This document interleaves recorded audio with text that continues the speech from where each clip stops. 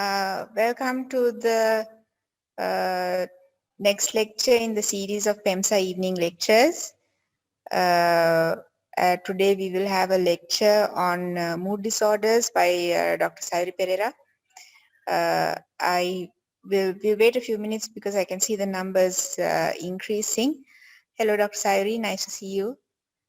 So just to briefly introduce Dr. Sayuri, she's a consultant psychiatrist at the Department of Psychiatry. She's from the 99-2000 batch. She graduated from Peradeniya with the second upper in the final exam. She has got distinctions in physiology, biochemistry, pathology, pharmacology, and medicine. So she's a very academic. She was a very academically accomplished student.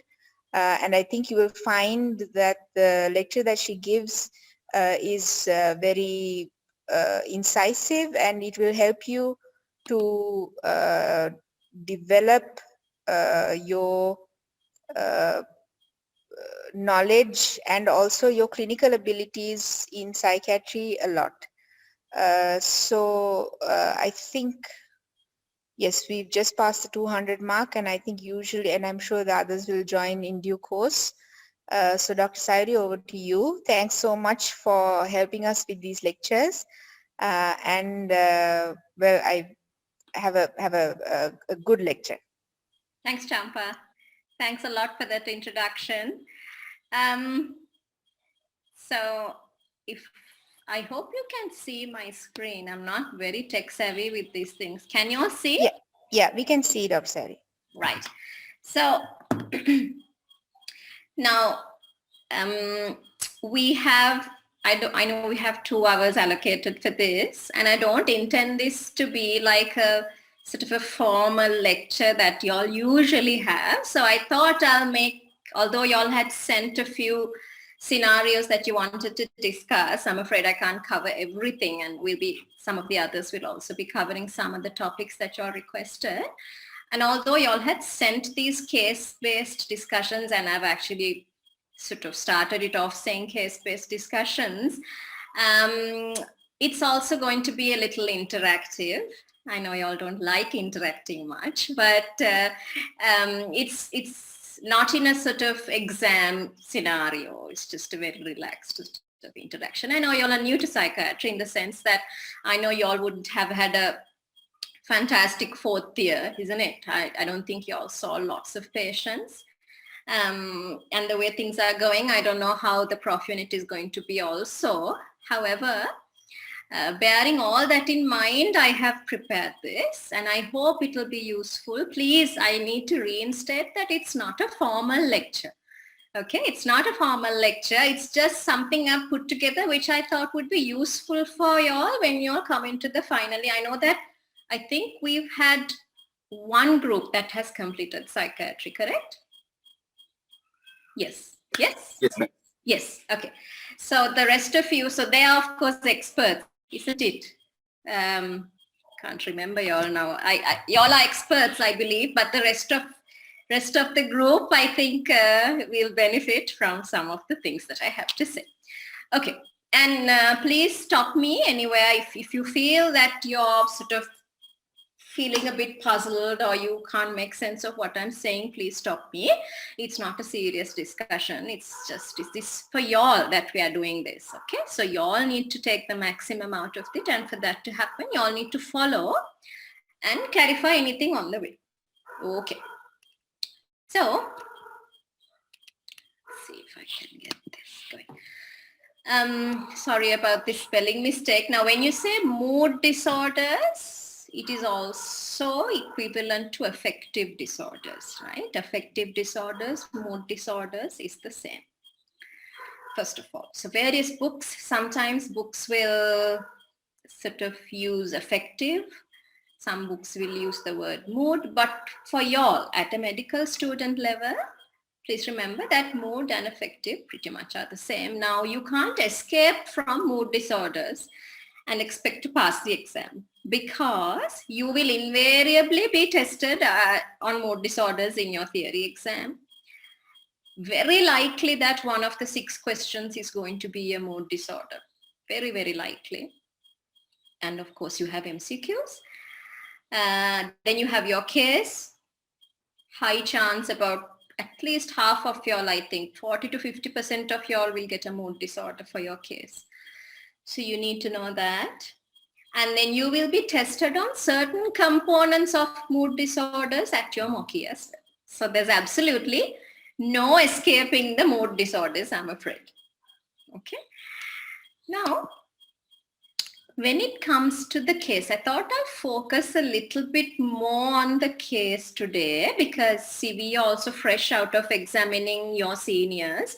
And I actually serve as examiner to a lot of the other faculties as well. So I have seen your seniors and have seen contemporary seniors from Colombo, Ragama, Japura, and all over Jaffna, Batticaloa, everywhere, right? So these are some of the things that I've put together, not only from our faculty, but sort of deficiencies that I've noticed in some of the other faculty students as well, which I've put together. Now, you know that when we mark y'all in the case, this is the marking scheme, right? The history, mental state, diagnosis, and problem list or problems, and then the management. Now, equal weightage is given to all four. Okay. So now what happens generally is this, right? This is how the usual marking is. History generally is very good. Y'all do a good job with the history. You take, sometimes I have scolded y'all also, right? Unnecessary details are also taken. Small nitty-gritty, small facts also, y'all get very curious, and that's fine. That's okay. That's okay. So you get generally a very good for the history. Mental state also, y'all are generally okay, no major blunders, certain deficiencies here and there. But after doing very good and good at the history and the mental state is when y'all start to go downhill. Because when it comes to diagnosis, for some reason, y'all struggle with giving a proper diagnosis in the sense that a diagnosis that will score you marks at the exam. Even if you ask the nurse, even if you ask the minor staff people, they will say depression. That is anybody can sort of take a chance and say depression, but at a medical student level, at the finally after your prof unit, we expect a proper diagnosis according to ICD-10. And that, if you don't give us that, you will score average or below average marks for the diagnosis component, right? And then where you go really downhill is when it comes to management.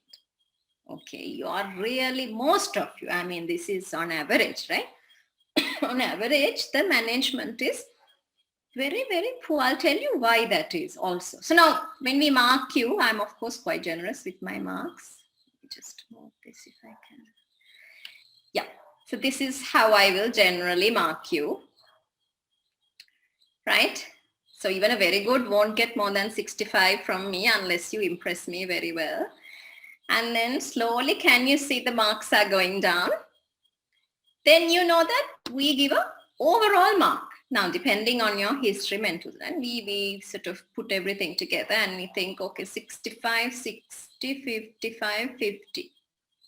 What do you think the average, the overall mark this candidate will get is? What do you think? Get about 52. You won't fail, right? This is the mark you will get.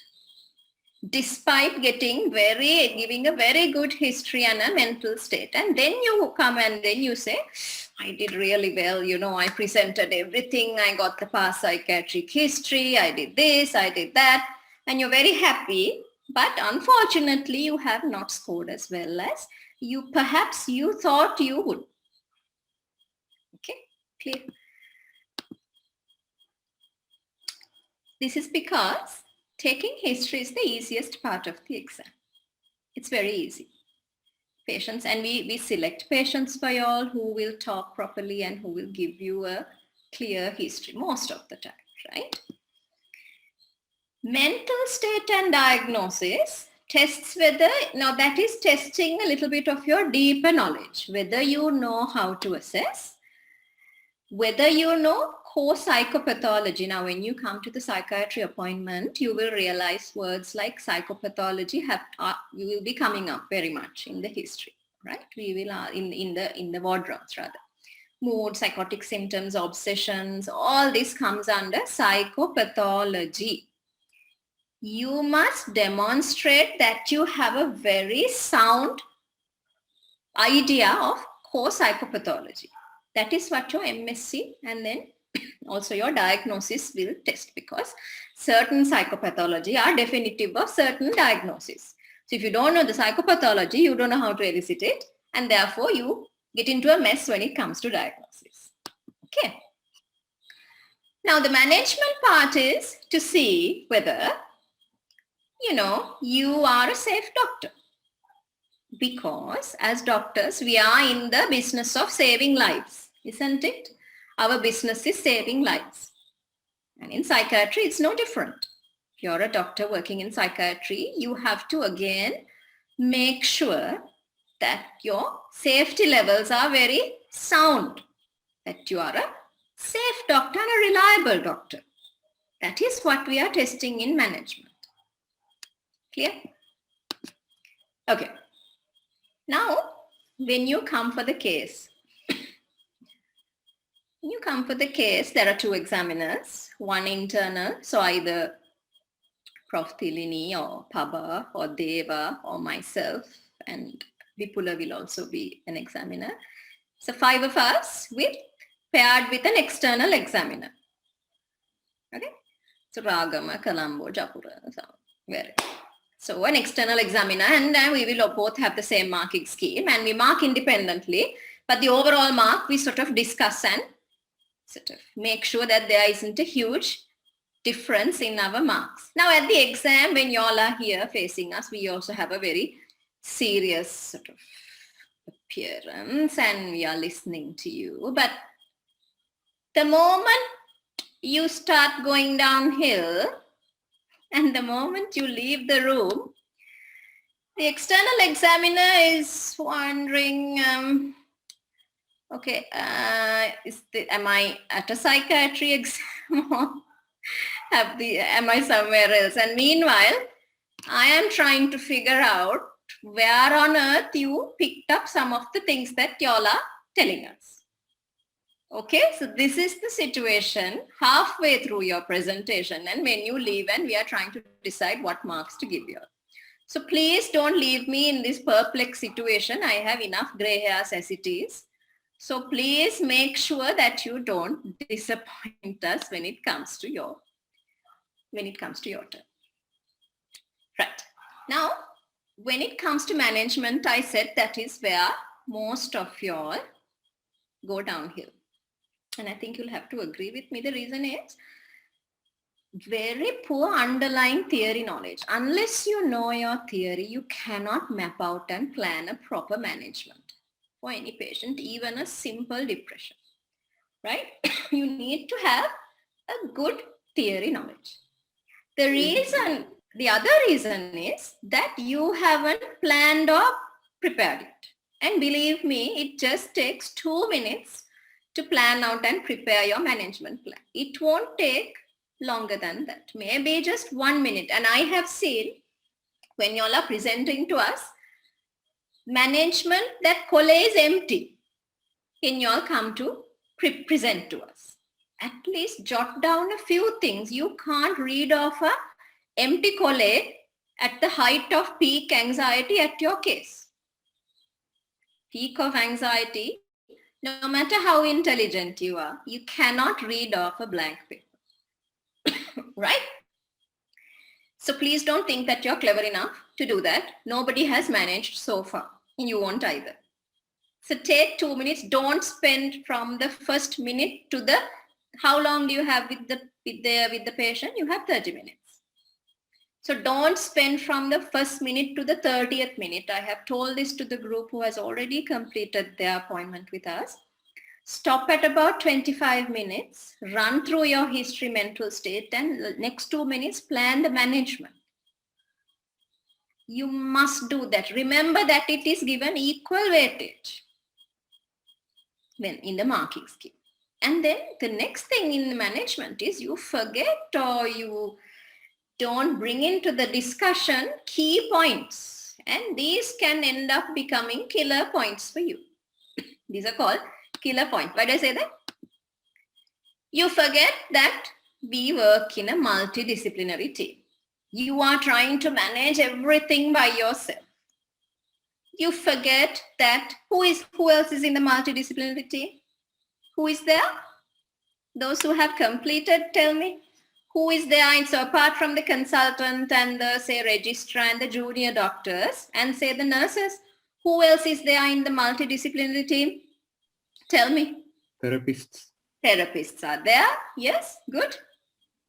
Is that all? Social worker. Sorry, social worker is there. Very good. Yes. So there are therapists, there are psychologists, remember. There are clinical psychologists, there are occupational therapists, there are social workers. At least those three, if you can tell at your level. Because each person has a different role. You can't be doing the job that the social worker is doing, and a social worker and a therapists are needed in 90% of our cases. More than 90%, they need this multidisciplinary. So you forget to mention that, right? You forget to mention this word. Try to get used to using these words even at the ward round. You will use a multidisciplinary approach in the management. So you forget to tell that. That's a killer point. Then you fail to bring forward the risks.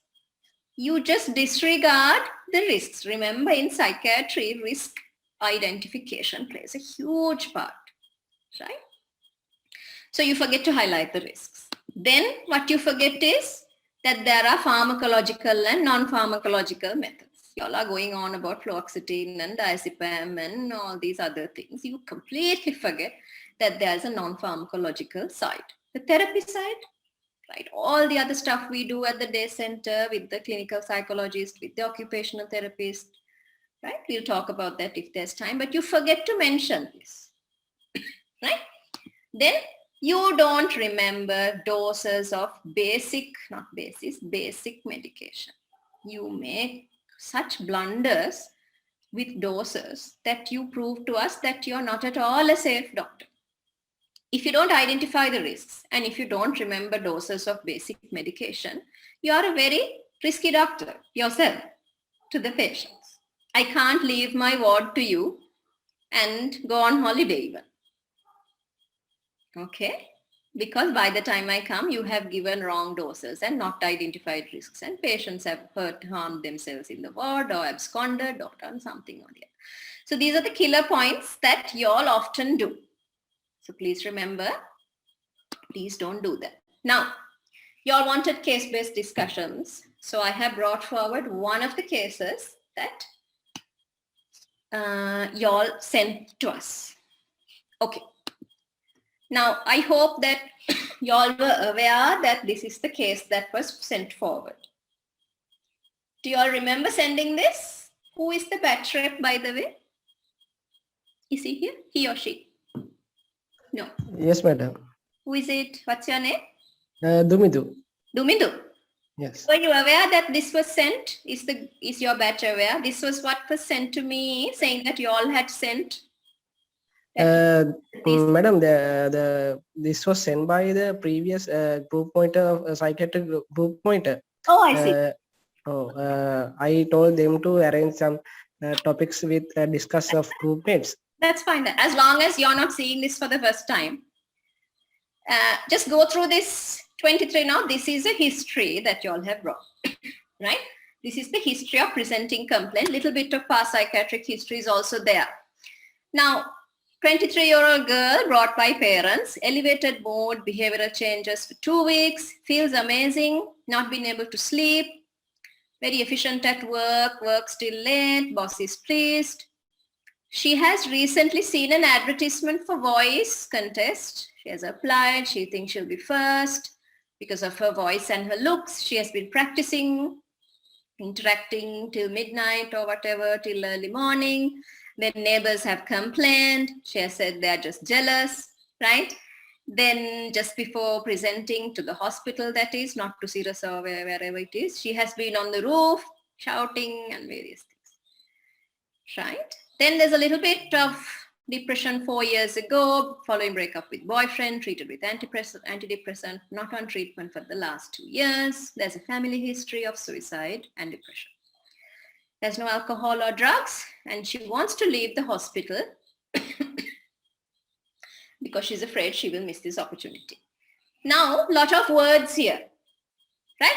Lot of words. Some important stuff has got mixed up with maybe not so important stuff.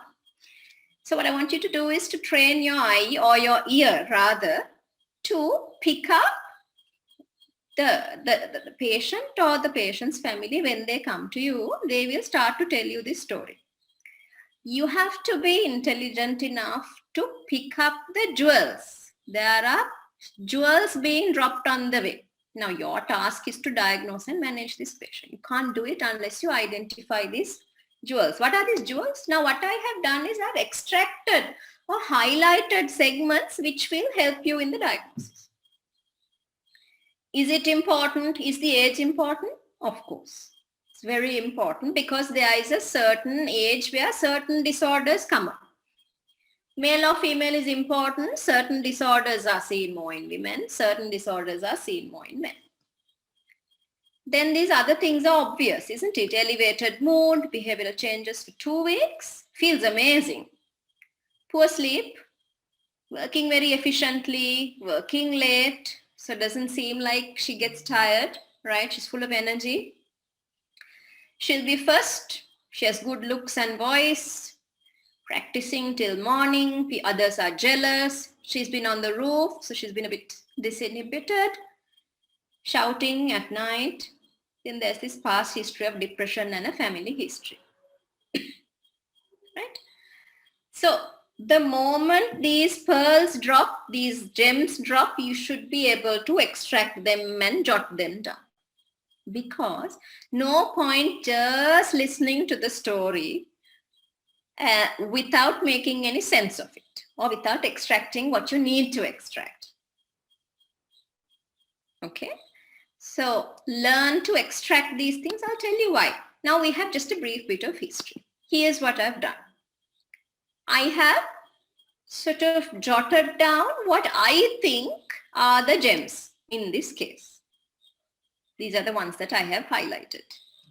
Okay, 23, all the stuff that I kept in bold. Now I'll give this presentation, I'll give it to you so that you can look at it leisurely. I don't think you need it, but so I have jotted that down. Why? What about these few facts here? The first facts here, if you sort of convert it into psychiatric language, mood is elevated, right? Reduced need for sleep, hasn't been able to sleep, it says, but it doesn't seem like she needs to sleep because from midnight till morning she's singing. And she has obviously a lot of energy, isn't it? What about these few points here? She's very efficient. She thinks that she's very efficient, or she believes that the others see her as an efficient person. She's very eager. She'll be first. She has good voice and looks. Others are jealous, right? Convert that into psychiatric language. Do you agree? She's overconfident. She's disinhibited. She's quite grandiose, isn't it? Yes. Yeah. So this is how you convert normal lay language into psychiatric language. And of course, there's a 2-week duration. Right. Now, what is this so far? What does it look like? You can make mistakes, okay? I mean, I am not going to remember your names and I'm not going to say, just shout out some answers, what you all think. I'm not even going to look at who is answering. Looks like a manic episode, madam. Yeah, it looks like probably like a manic episode. Correct. Now, if you look at what ICD-10 says about mania, okay, this is just what ICD-10 says. Because we go by ICD-10. You can't just look at a patient and say mania. You have to see whether she matches the ICD-10 criteria. And if you take some time and look at this slide, okay, definitely more than 1 week, right? Disrupting day-to-day activities, mood change, pressure of speech. And most of these symptoms are there. And that is why it's important to convert normal language into this psychiatric language, which is compatible with the ICD-10. Because patients are not going to come and say, I have decreased need for sleep and I'm quite grandiose and I have pressure of speech, can't you see, and I'm quite over-optimistic. Maybe in the UK, patients will come and say that. But here, you have to be able to pick up, me kiyanne meka, me kiyanne meka. Sort of, you have to be able to convert it into our psychiatry language. Otherwise, it's going to be difficult. And you get carried away with the patients going on and on and on with the history.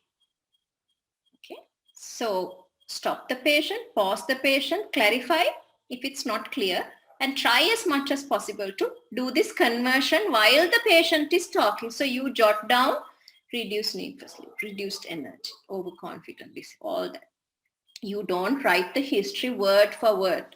She climbed onto the roof at 8 p.m. and was there till 6 a.m. There's no time to be writing those things. So get used to converting, as you hear it, convert it into your language and write it. Okay. But in the history, now the trick is, in the history, we don't want these technical terms in the history though. Technical terms will come in the mental state. Okay. So don't say she was overconfident. That's not what I'm expecting you to do. What I'm expecting you to do is history, take the history as it is, but jot down the psychiatry words on the side, because that will help to bring those words into the mental state and further discussion. I hope I'm making myself clear to you. Okay. Now I have some questions for you. I know you've already answered. What I'd like you to do at this point is, just to prevent you all from sort of falling asleep and all that, what I want you to do is, I hope this works. What I would like to do is, can you all go to the chat and follow this link, please? It will take you to a Google form, right? Did you all get to it? Did you all find the Google form? Yes, madam. Okay, so can you fill it in? This is the Google form. This is what it should look like. Very simple, okay? Don't panic and get excited. Just 2 simple questions. Has everyone managed to go to the Google form with your devices? Yes, madam. Yes? Yes, madam. Good. So can you fill in, this is the best of 5 response. So what is the most likely diagnosis? Is it mixed? Is it a manic episode? Is it a hypomanic episode? Is it a psychotic episode? Is it a catatonic? So easy, super easy.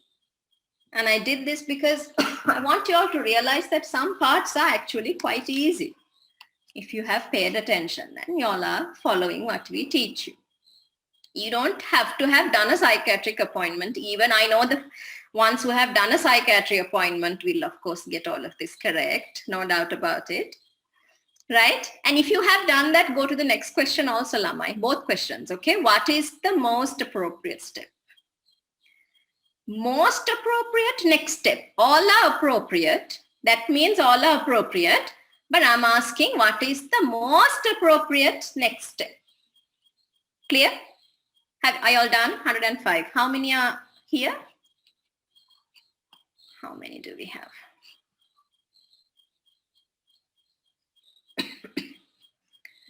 See? Good. So you can see your responses. Can you all see? Am I screen sharing so that you all can see? Yes? Yes? Yes or no? Yes, madam. Okay. So good. Well done. What is the most likely diagnosis? We have already discussed this, so it's super easy. Eyes closed, you can say that it is a manic episode with the little bit of information that we have so far. Isn't it? That's a straightforward, easy one. Let's look at what has happened here. Okay, so what is the most appropriate next step? Good. Yes, identify risks. Now all are appropriate. Most likely all will be appropriate except maybe restraining the patient. Okay. So, yes, when we are looking at this patient, now it's a fight between looking for psychotic symptoms or identifying risks. Isn't it? The more important thing now is to identify risks. Do you all agree with me why that is so? Are you going to sit and ask whether she has voices and whether she thinks she's Kali or whatever, some Hollywood star or whatever it is? Or are you quickly going to ask whether she has been exposed to any risks? Maybe she has assaulted a few people while on the way. Maybe the police is after her. Maybe there's several calls to 119 and various places reporting her behavior because of her risky behavior. So you need to sort that out first before we go to the rest of the psychopathology. Is it clear to you all? Agree, not agree? Agree.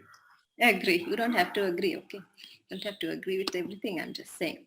Okay, right. So let me get back to where we stopped. Now can you see how easy psychiatry is also? Isn't it? Although you all are. Okay, let me get back to sharing the screen now. I hope that woke you all up a little bit. Okay, so, right.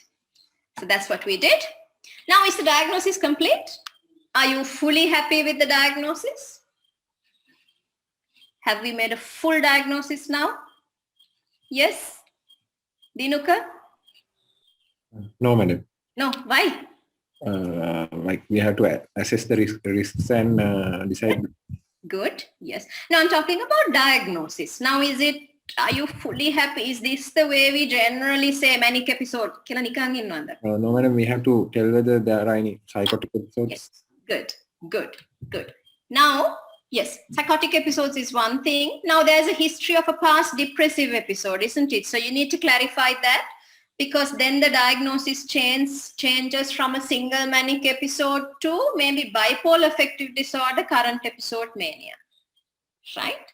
Make a main. First episode mania, the single first episode mania, or is this part of bipolar affective disorder? That means, I don't have to tell you what that means. That means has there been either a depressive or a manic episode in the past before this episode being the second episode. So then the diagnosis changes. So you need to clarify a little bit about the past depressive episode. And very currently, you know, current episode is mania, but that's not enough. Do we subcategorize mania? Do we, or we just leave it at mania? Or what do you all think? Do we subcategorize mania?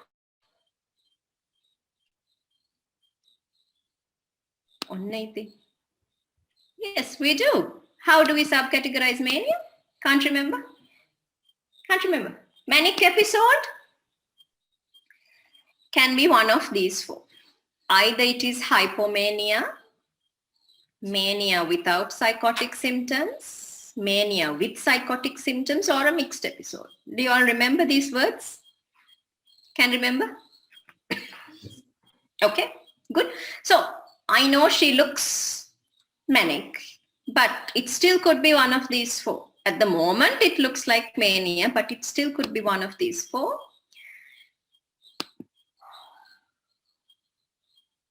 Right. Then when you speak to her, mental state examination, now you find these things. She's dressed in bright clothes. I purposely didn't wear bright clothes for the presentation. You all will otherwise say, Madam is also wearing, and I didn't put any makeup also. Otherwise, I will also be categorized as mania according to you all.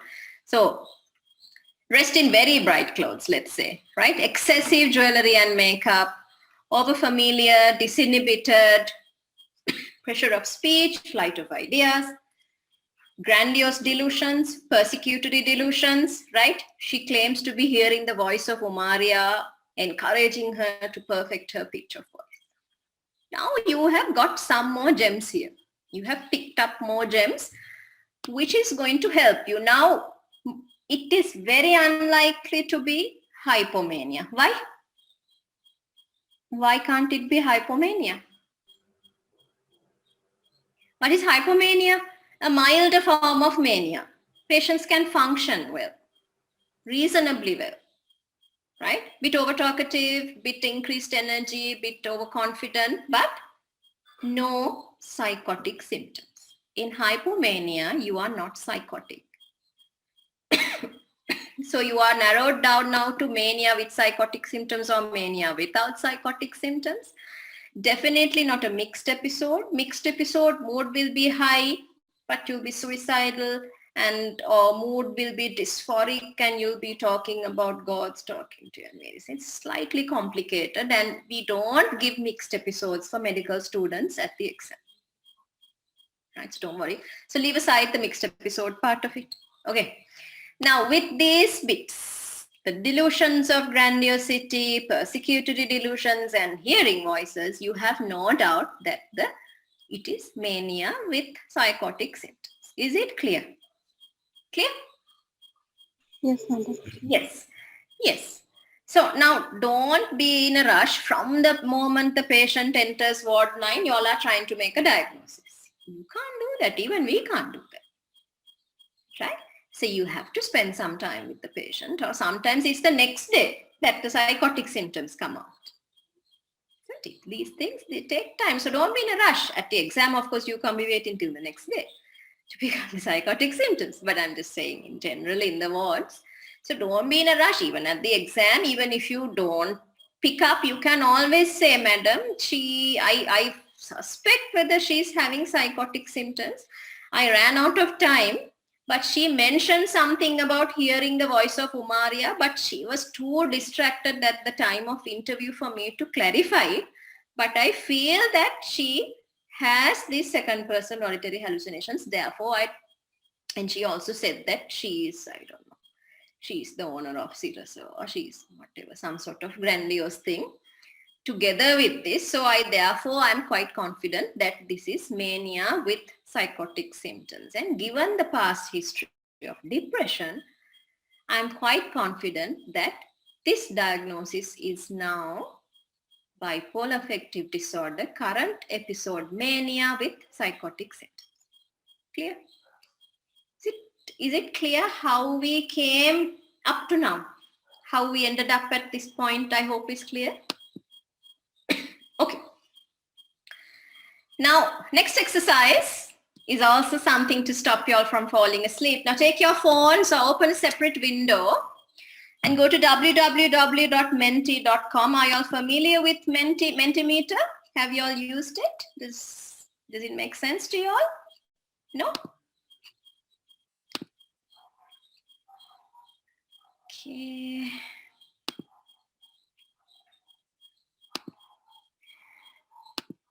Go to www. Can you see my screen? Can you see the screen, Lamai? Yes, Have you managed to log in? www.menti.com and go to join a presentation. And if it's unclear, tell me. Are you all first timers? You all have not used this before? Menti.com, and it asks for a code. So enter this code 72667305. Let me try with my phone as well. Managed? Yes or no? What is this? You all are more tech savvy than me, surely. Yes, madam. Got in? Good. So enter that code 72667305 and go to submit, and you see the same screen that I have on my desktop. Yes? Yes. Yes or no? Yes, madam. Okay, good. Now, very good. So left side is strongly disagree, right side is strongly agree. Ekangayda, ekanga nadda. Which of the following risks do we need to look into at this point? I'm not saying one, it could be many. It doesn't have to be one risk.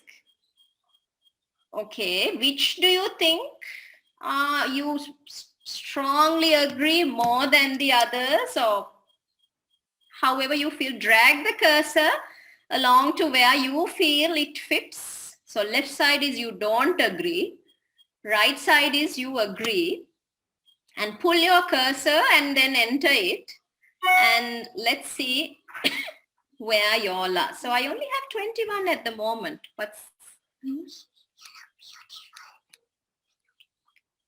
sorry, I'm getting disturbed with my kids. So, yeah, 57, 59. If you all are having trouble connecting to the website, let me know. I think it's pretty straightforward. So drag your cursor. 81, good.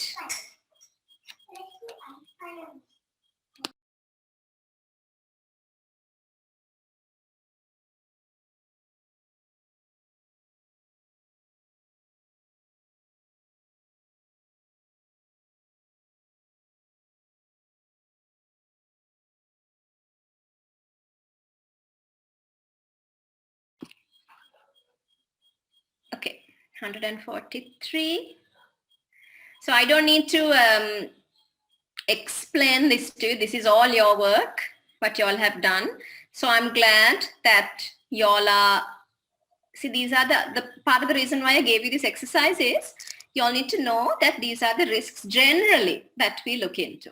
If it's male or female, in a manic patient, you need to at least madam mehem exercise එකක් කරා නේද කියලා හරි මතක් වෙන්නේ. All right, obviously violence is top of the list. Good.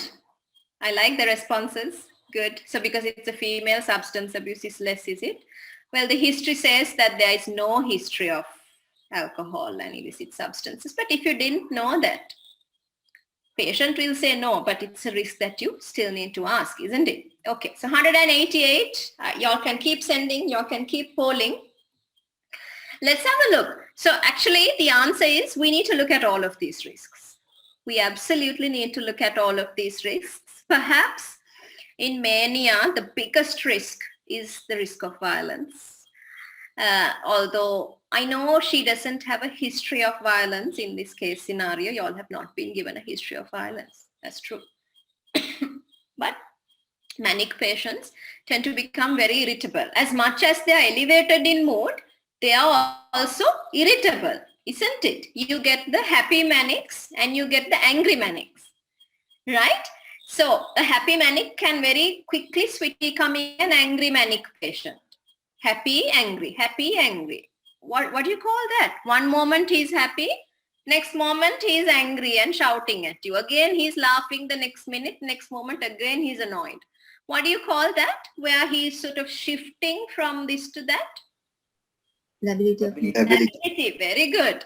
So because of the lability, you can never underestimate violence in a manic patient. Although she'll be grandiose and very happy and all of that, next minute she can turn around and hit you.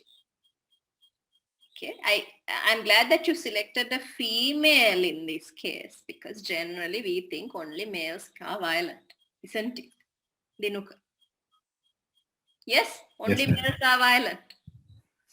No. Okay, right. So has everybody, how many do we have today? How many of you? We have 196 who have polled. Has everybody polled? So we'll start discussing this. Right. So you all seem to think that generally violence and over-expenditure are the highest risks at the moment. All right. Why have you not given sexual disinhibition and sexual risks? Isn't it important? Actually, all are important, right? Like I told you, the reason I gave you this is for you all to remember these are the components that you need to focus on at a medical student level. You need to focus. So you can say, madam, there's a high risk of violence, high risk of over expenditure because she has taken the credit cards and she has, tried to give her car to somebody and spent all her savings. There's a risk of violence because she's irritable, annoyed, and she has taken a knife to her hand. And so although you have that brief history, there will be more to the history, right? So once you pick up all of that, but madam, the self-harm risk is rather low, and the substance abuse risk is quite low.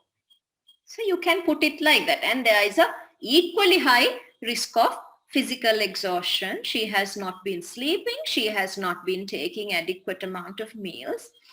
And she's sweating a lot. And there's a very high likelihood that she's dehydrated. So there is a high risk of physical exhaustion as well. Do you understand how to tell the risks? Don't just stop at violence risk. When you're telling the risks, tell the violence risk and this risk, but these other risks are not so high. Clear to you all? Clear? Violence, Now, don't think that mania patients don't self-harm. They don't self-harm in a suicidal way. They don't self-harm in a suicidal way, right? But that risk of self-harm, how? How are manic patients at risk of harming themselves? Yes? Manic patient? Trying to get the attention of others. Trying to get attention. Okay, you mean like choking the neck or something, or trying to jump from a roof or something? Is that what you mean? Possible. Yes. Anything else? Yes, I heard some ladies. Yakuda? What? Grandiosity, they think they have the ability, so nothing is happening to them. Yes. So they think. Sorry? Damaged reputation. It's not very clear. What's that? Reputation. Okay.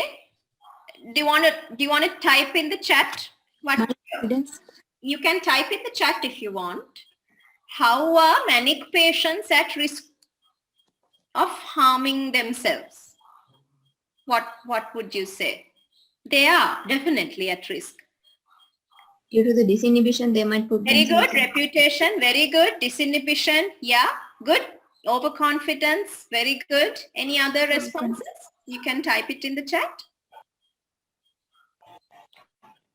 Disinhibition, Tilini, very good. Disinhibition leading to what? Yes, going outside at night. My goodness. Yes. Okay. Yes, all right.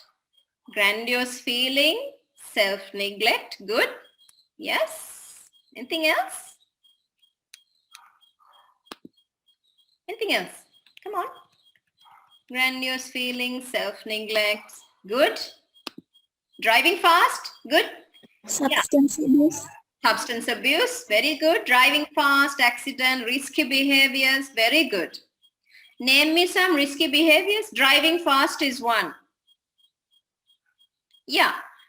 So you become very, have you heard the word reckless? Have you heard this word? I'm just typing it here. Reckless. Use this word, reckless. It means you're not careful.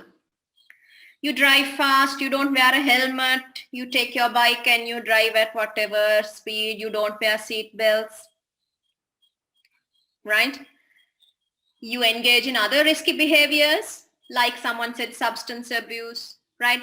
Of course, remember the risks in mania, they spill onto the other. So reckless behaviors will involve sexual carelessness, substance abuse, all of that. Don't think that they are independent. They tend to spill over into the other one. Is it agreed? Yeah? Good. So y'all are thinking. That's good. All right. What I will do now is, where is my presentation? Okay. So, was that too much of pressure on you? Okay, so we did the menti.com exercise. Good. So I'm glad that you all know how to look into risks now. Anything that's not clear about that risk category, about assessing risks in a manic patient?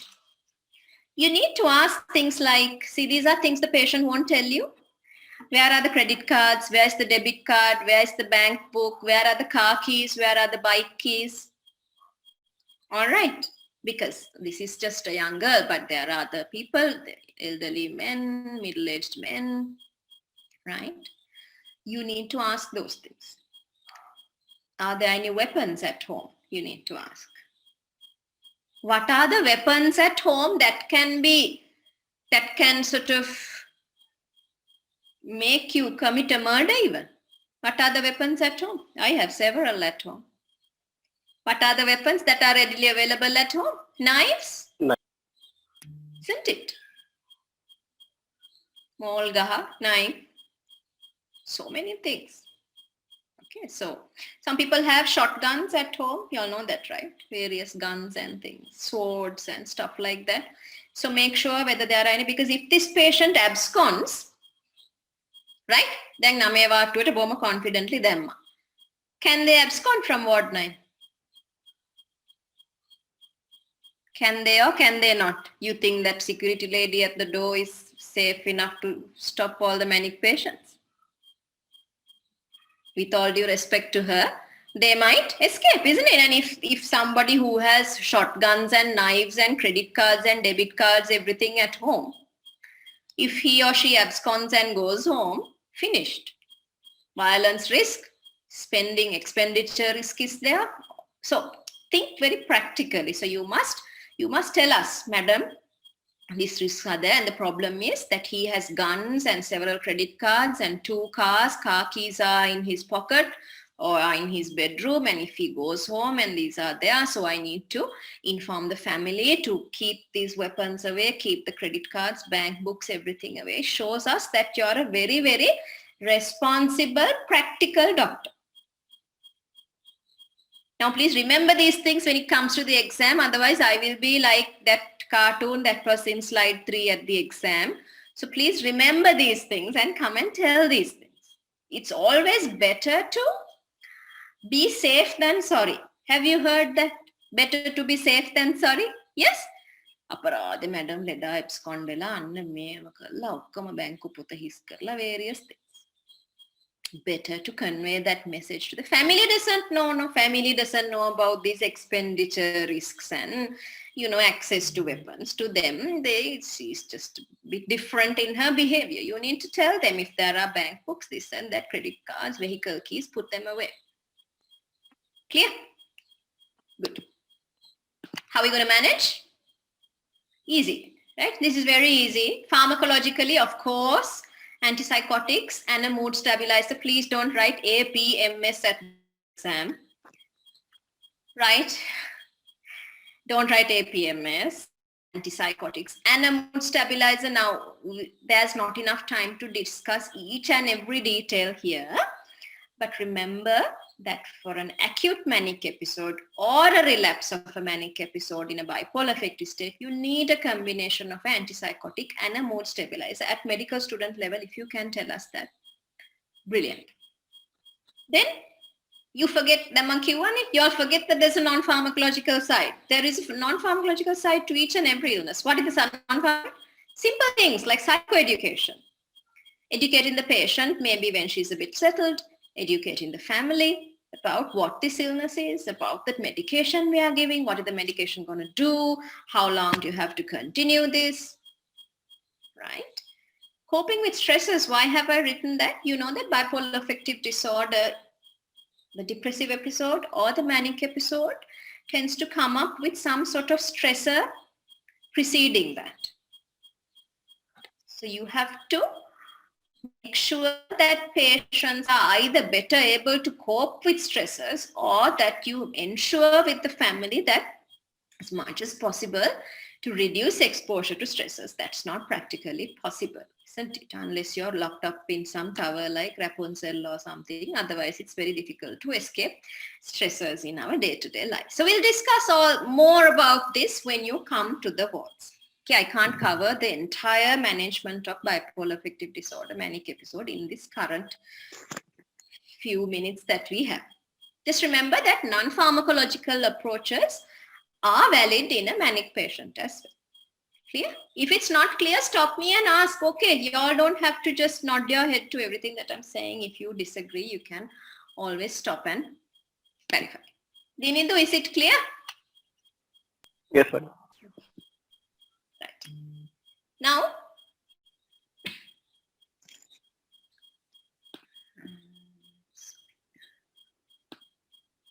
just push that there. Right.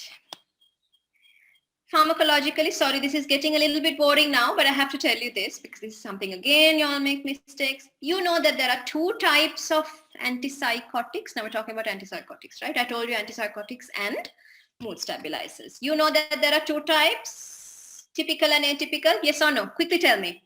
If you're not aware, I'll tell you. Yes, there are typical and atypical, or sometimes you call it first generation, second generation. First generation can atypical, second generation can atypical. Please get that into your head.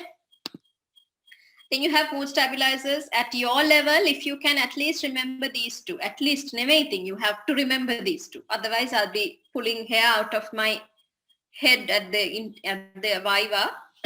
So, lithium, valproate, you must know. What are some of the other mood stabilizers that we sometimes use on patients apart from lithium and valproate? Anyone? Lamotrigine. Lamotrigine, good. Anything else? Carbamazepine. Very good. Good, good. See, now I don't have to teach you all anything. You all know everything, right? So lamotrigine and carbamazepine aren't. Then make a දැනගත්තට වැඩක් නැහැ. Then මේක කියනවා ලස්සනට. Right? You all will manage to say lithium. But sadly, you have to know this also. If you are telling me the name of a medication, tell the proper name. Sometimes you all are inventing medication. I don't know from where you all are, sort of some funny names you all tell. Brand new medication invented at the interview table. Okay. So know the proper name, for goodness sake. Know the generic name. Right? Generic name. I don't want Nexito, Prodep, those type of trade names at the exam. Know the generic name. Know the dose. What is the standard dose?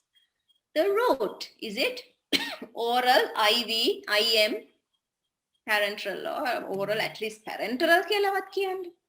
If you don't know whether it's IM or IV. Okay. So the route, most of the time, it is oral, isn't it? We hardly give parenteral, only generally for rapid tranquilization or alcohol withdrawal is the time we generally use parenteral. Otherwise, in our wards, generally it is oral. And then the time of day, what do I mean by that? Mane, noon, vesper, nocte, BD, TDS, QDS. Without telling these four, route, at least we know when you say fluoxetine, we know that it is oral, but sometimes if we ask, somebody said IV fluoxetine last time at the exam. I have never in my life seen. So, better to say oral fluoxetine 20 milligrams mane, oral risperidone 2 milligrams nocte. This is the same for all medication, but because we're talking about a manic episode, I'm talking about these things, okay? Right. Then you must also know side effects of each of these categories. Typical antipsychotics, atypical antipsychotics, lithium, and valproate. You must know these four for this particular case, you must know. Absolutely must know. Right? Then you must tell me, madam, before I say you are going to start olanzapine and lithium for this girl. Right? You can start now. You can use a combination. Justify why you are using what. So I can say, madam, I would like to start olanzapine, 10 milligrams, oral olanzapine, 10 milligrams nocte, together with lithium, which is given orally, 250 milligrams nocte to start off with.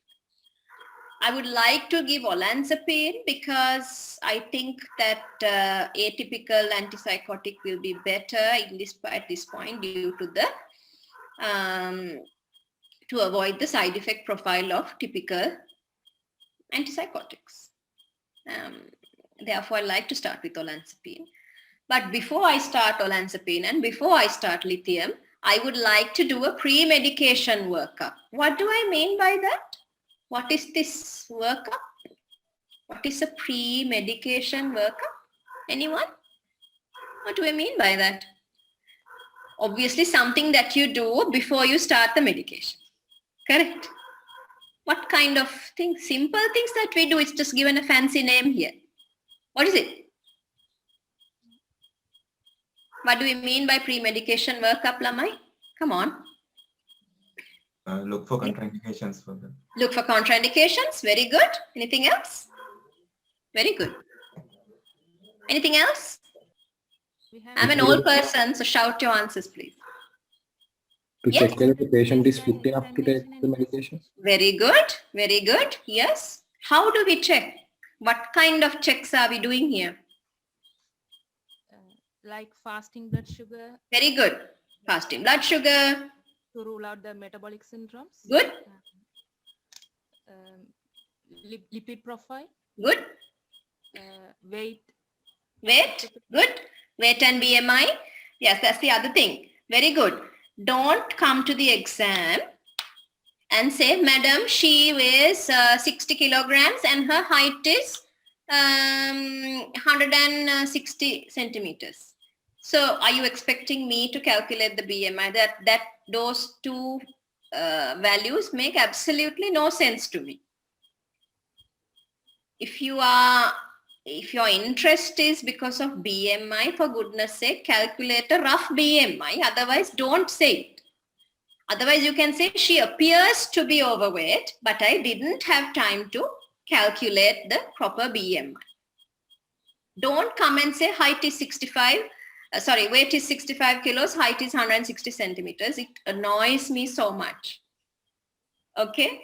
Or at least have the courtesy to say, the weight is this much, height is this much. I didn't have enough time to calculate the BMI, but it appears that she may be in the overweight category. That is how I want a final year student to answer at the exam without saying, menna bara, menna usa, onnan calculate karaganta BMI. So good.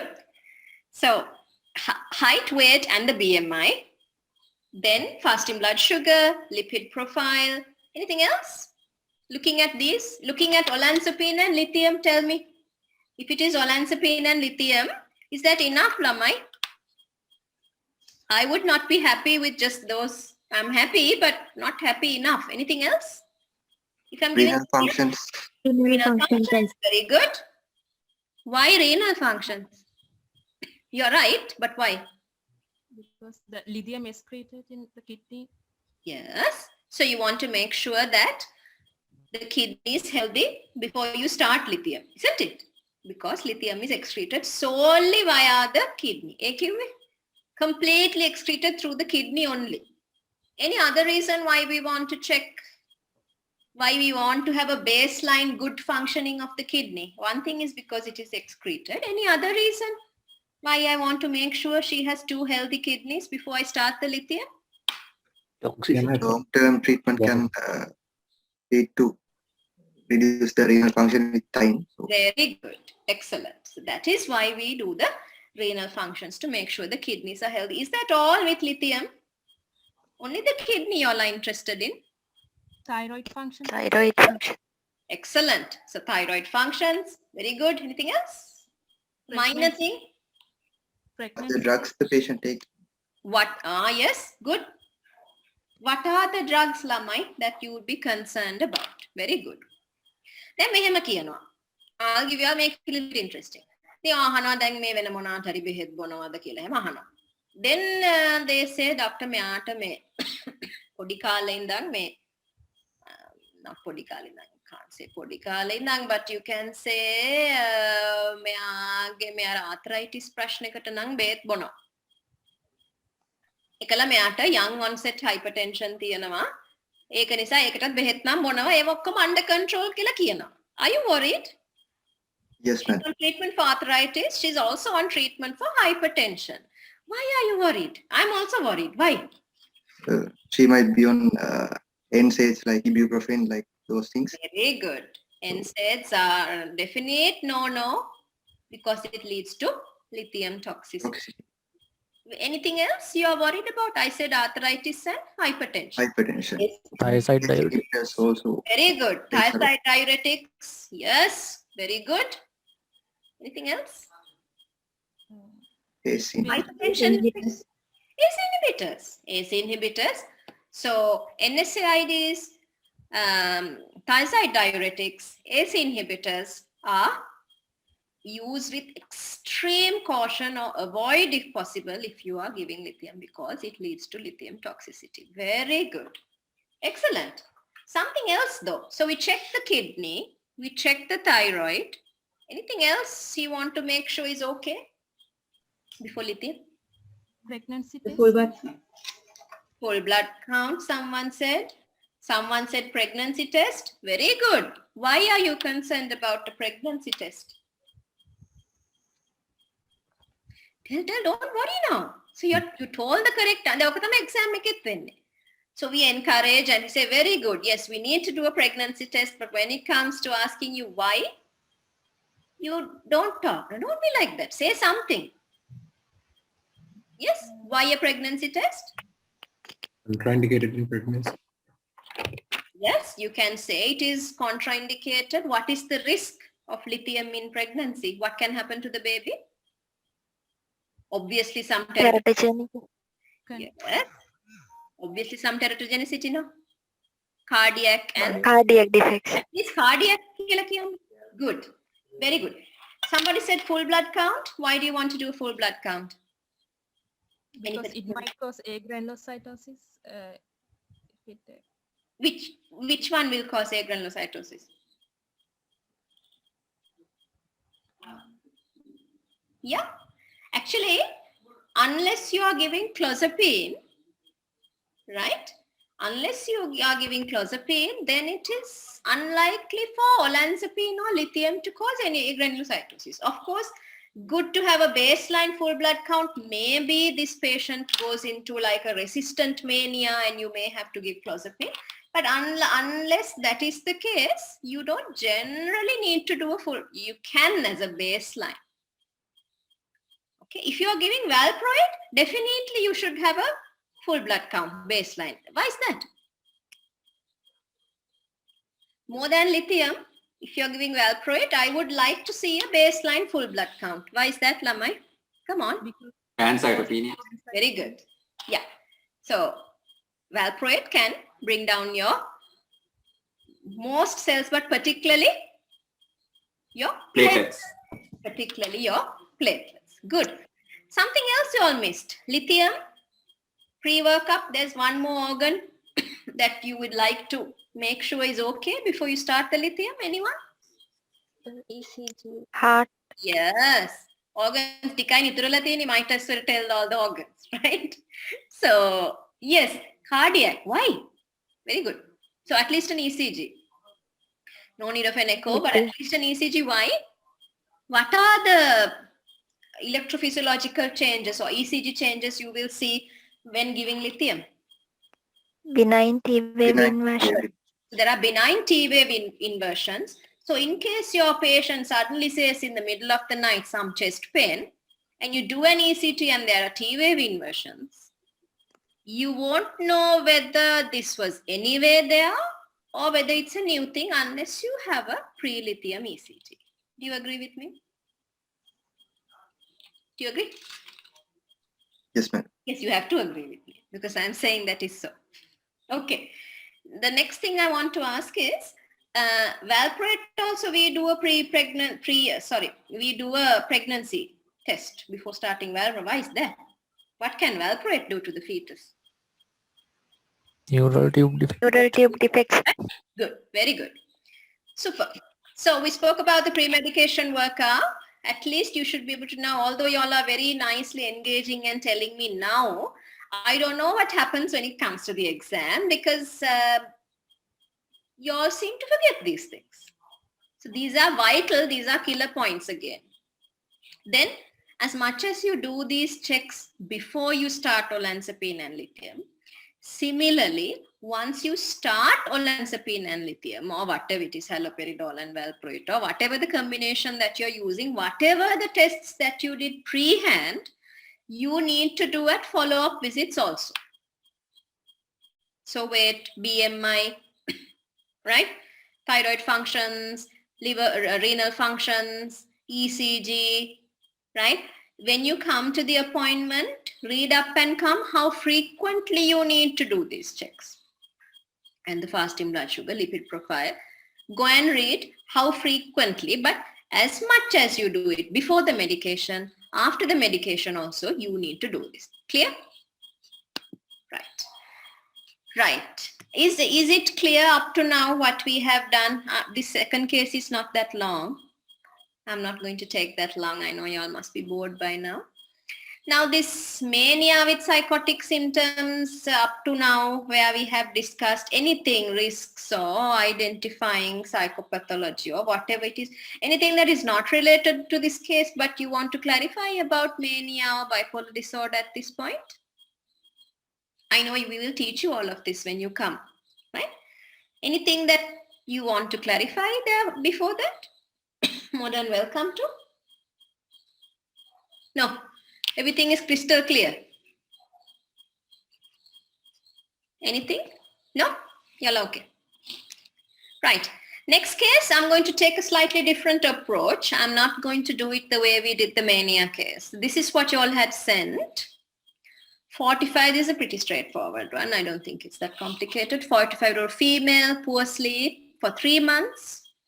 So poor sleep, feeling tired, can't do her day-to-day work, not going to work, 3 months.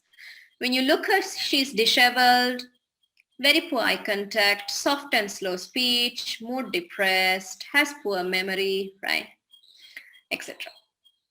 So this one is not as elaborative as the mania example, right? Quite a straightforward one. You'll be lucky if you get a patient like this. You won't get a patient like this though. You will, if it is so straightforward, there must be something else hidden in this and you need to explore. Okay, so this is a very obvious depression. When you see a patient with depression, in the history, now it's slightly different to the mania one, right? First thing you have to look at is, now just forget the situation in the case. Now when you all are sitting with me in the clinic, sometimes there are patients who come and cry with their problems. They are very unhappy. Just because someone cries and someone is unhappy doesn't mean that there is a depression. Patient will say, Dr. Matam, I am so depressed. Because depression has, the word depressed has become a very normal word now. It is being used more and more in our vocabulary. But as prof unit students, as professionals in this field, when we say depression or depressed, it means something else. It means, is the patient having ICD criteria to diagnose a depressive disorder? Am I clear to you? So just because someone cries and is unhappy doesn't necessarily mean that there is ICD-10 depression. Is it clear? Clear? Yes, madam. First, you need to establish, Dinidu, is it clear? Yes, madam. Good. So first you need to establish, is there actually a depression here? Yes or no? Then, if a depression is there, then what is the subtype? Just like we categorized mania, you know depression is slightly more organized. The way you categorize depression, you all remember? A criteria, B criteria, matakada? Major criteria, minor criteria, all in all there's 10, 3 and 7. Do you remember how we then categorize mild, moderate, severe? 2 and 2, 2 and 3, 3 and 4 or more. Remember? I'm not going to tell those theory points here. Then, of course, like we did for the manic episode, you need to see whether there are any psychotic symptoms. Psychotic symptoms are only seen in severe depression. Last time, several of your seniors came and said, moderate depressive episode with psychotic symptoms. Do you get psychotic symptoms in moderate and mild depression? You don't. You only see psychotic symptoms in severe depression. So don't make that mistake. That's a killer point. Then you've heard of somatic symptoms or the somatic syndrome. Go and read ICD-10 tells you, right? It's about weight loss and insomnia and low libido, stuff like that. That is also usually associated in moderate and severe depression. You will not see it in mild depression. And having said that, you will very, very, very, very rarely only get a mild depression for your exam. Why is that? Mild depression, which is harder to diagnose, mild depression or severe depression. Mild depression is more difficult to diagnose because they seem normal and it's very difficult to extract symptoms. So you will not be given a mild depression for the exam. You will get most likely a severe depression with or without psychotic symptoms. So please remember, if it is a severe depression patients, there will be psychotic symptoms, there will be somatic symptoms, and the somatic syndrome will be there. The moment you know that the patient is a depression patient, you must look into suicide attempts within this history of presenting complaint, within this episode. Right? Then, of course, like in the mania, you look into previous episodes. Are there previous episodes of depression? In that case, the diagnosis becomes recurrent depressive disorder. If there are previous episodes of mania, then this episode becomes bipolar affective disorder. Then, say it is only depression, say there's no mania. Say 5 years ago also similar episode, 10 years ago also similar episode. Then you know that the diagnosis is depression. It is not bipolar, so it's a recurrent depressive disorder. You know that depression is highly comorbid with anxiety disorders. Did you know that or did you not know that? Anxiety disorders and depression have a high, very, very high comorbidity. 60 to 70% overlap. So always check. A good medical student at the end of the HPC will tell us whether the patient has comorbid anxiety symptoms or does not have comorbid anxiety symptoms. Why am I so interested? So what? What is the big deal? Is it a straightforward depression or is it a depression comorbid with anxiety? Why are we expecting you to tell us that? Does it make a difference? Depression may be secondary to anxiety, so we have to address the anxiety part as well, madam. Very good, very good. Yes, good thinking. Anything else?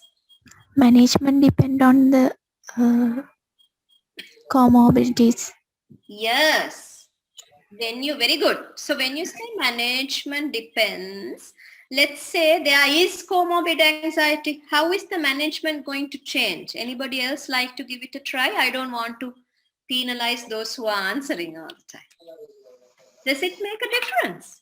If I say this patient... First we have to treat disease. Sorry? I can't hear you. First we have to treat underlying disease. Yes. Yes, I know.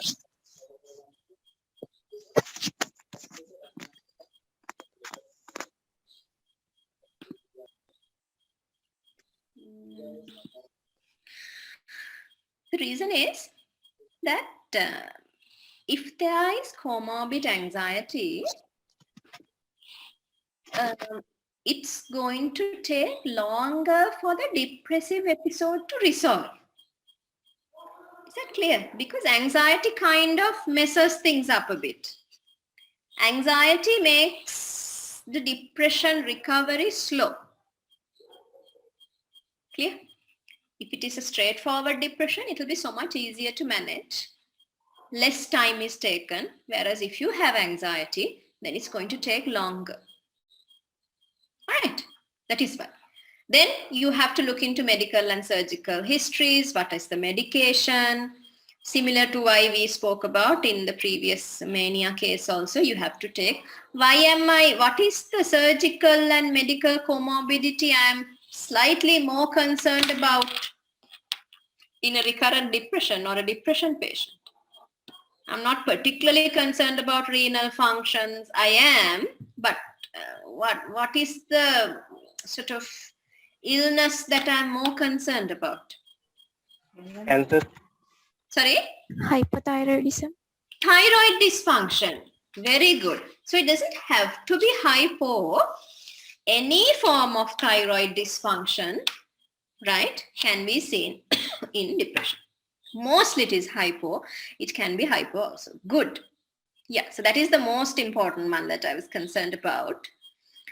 Anything else in the now the people who have done our appointment, I have taught you all these things. Medical and surgical history, anything.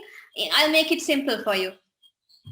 Apart from thyroid dysfunction, name me some other medical and surgical conditions which will make a patient likely to get depressed.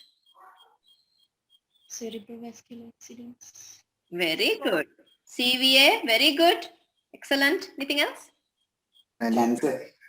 Sorry? Malignancies. Malignancies. Good. Cushing syndrome. Myocardial. Very good. Anything else? Chronic rheumatological Chronic disorder. form of chronic illness that makes the patient compromised socially and Okay. All right. Try to. Renal disorders. Renal disorders. Very good. Amputation. Amputations. All right. Just trying to get. Why can't I see the chat box? What's happening?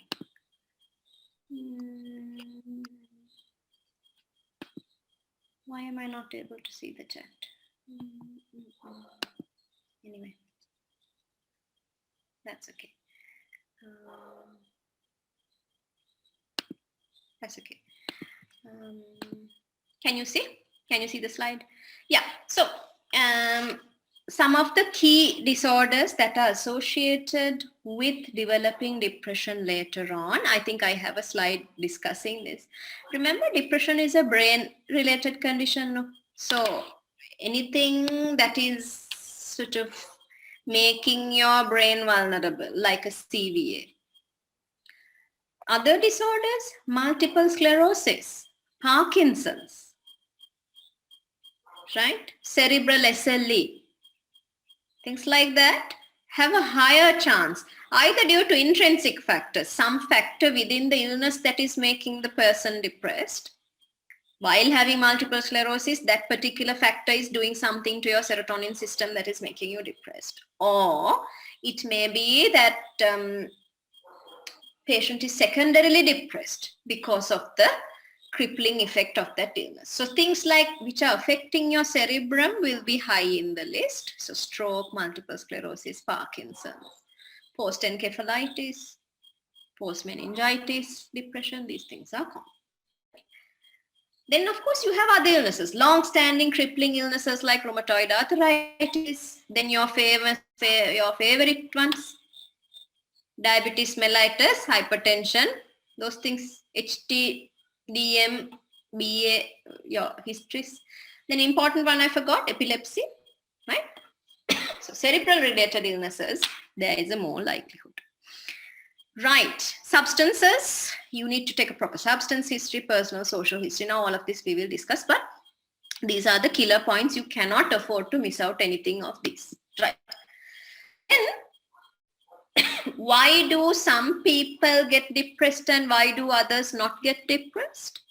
Because certain people are more predisposed to develop mania. What does that mean? You are more sort of vulnerable to develop depression.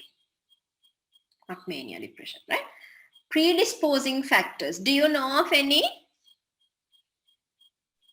that makes someone vulnerable to make Genetic factors. Very good. So genetic factors, very good. Anything else?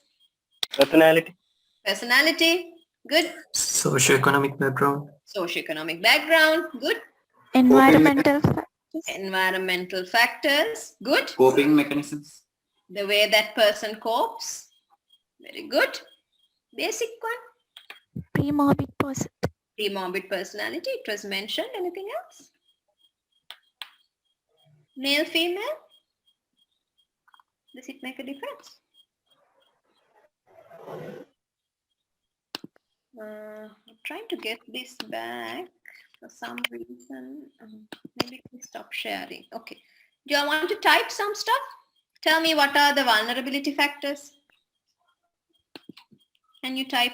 I know you all have typed a lot, but come on. Anything that we may have missed? Let me see what you all are saying. Yeah, good. Psychological stressors, personality, female gender, yeah, family history, all of that. Good. What I will do now is, yeah, childhood trauma, very good. I'm happy to see that.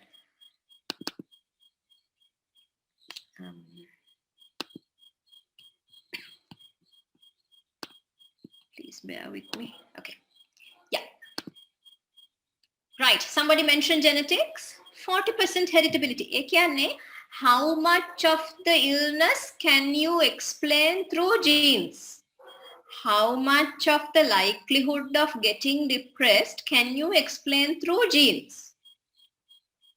G-E-N-E-S, not J-E-A-N-S, okay? How much of it can be explained through genes, right? Now remember that this heritability is not just for depression, but for anxiety as well. You know that depression, anxiety, huge comorbidity. So this heritability makes you vulnerable to depression, anxiety, and neuroticism. What on earth is that?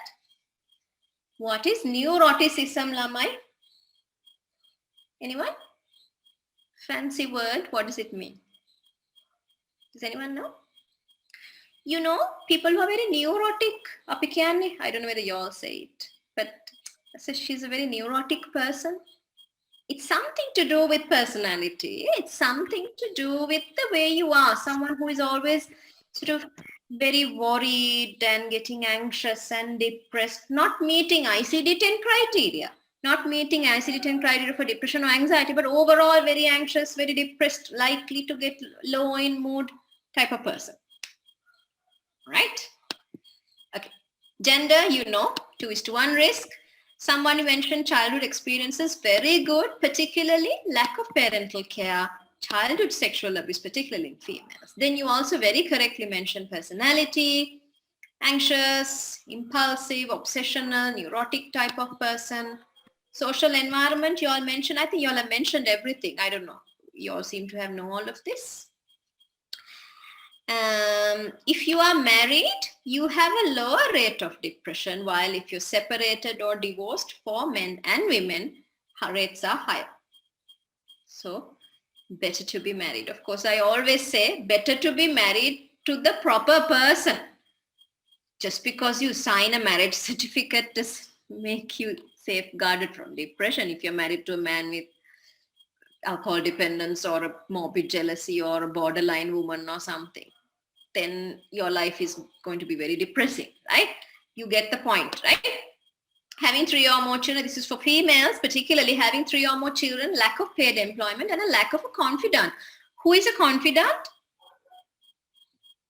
Who is a confidant? Do you all have confidants? No.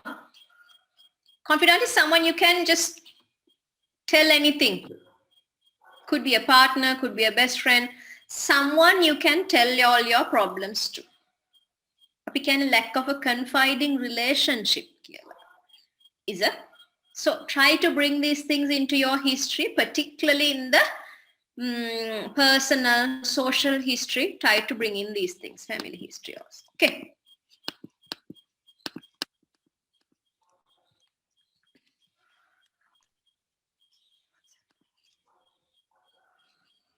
Then, can you all see? A little bit more.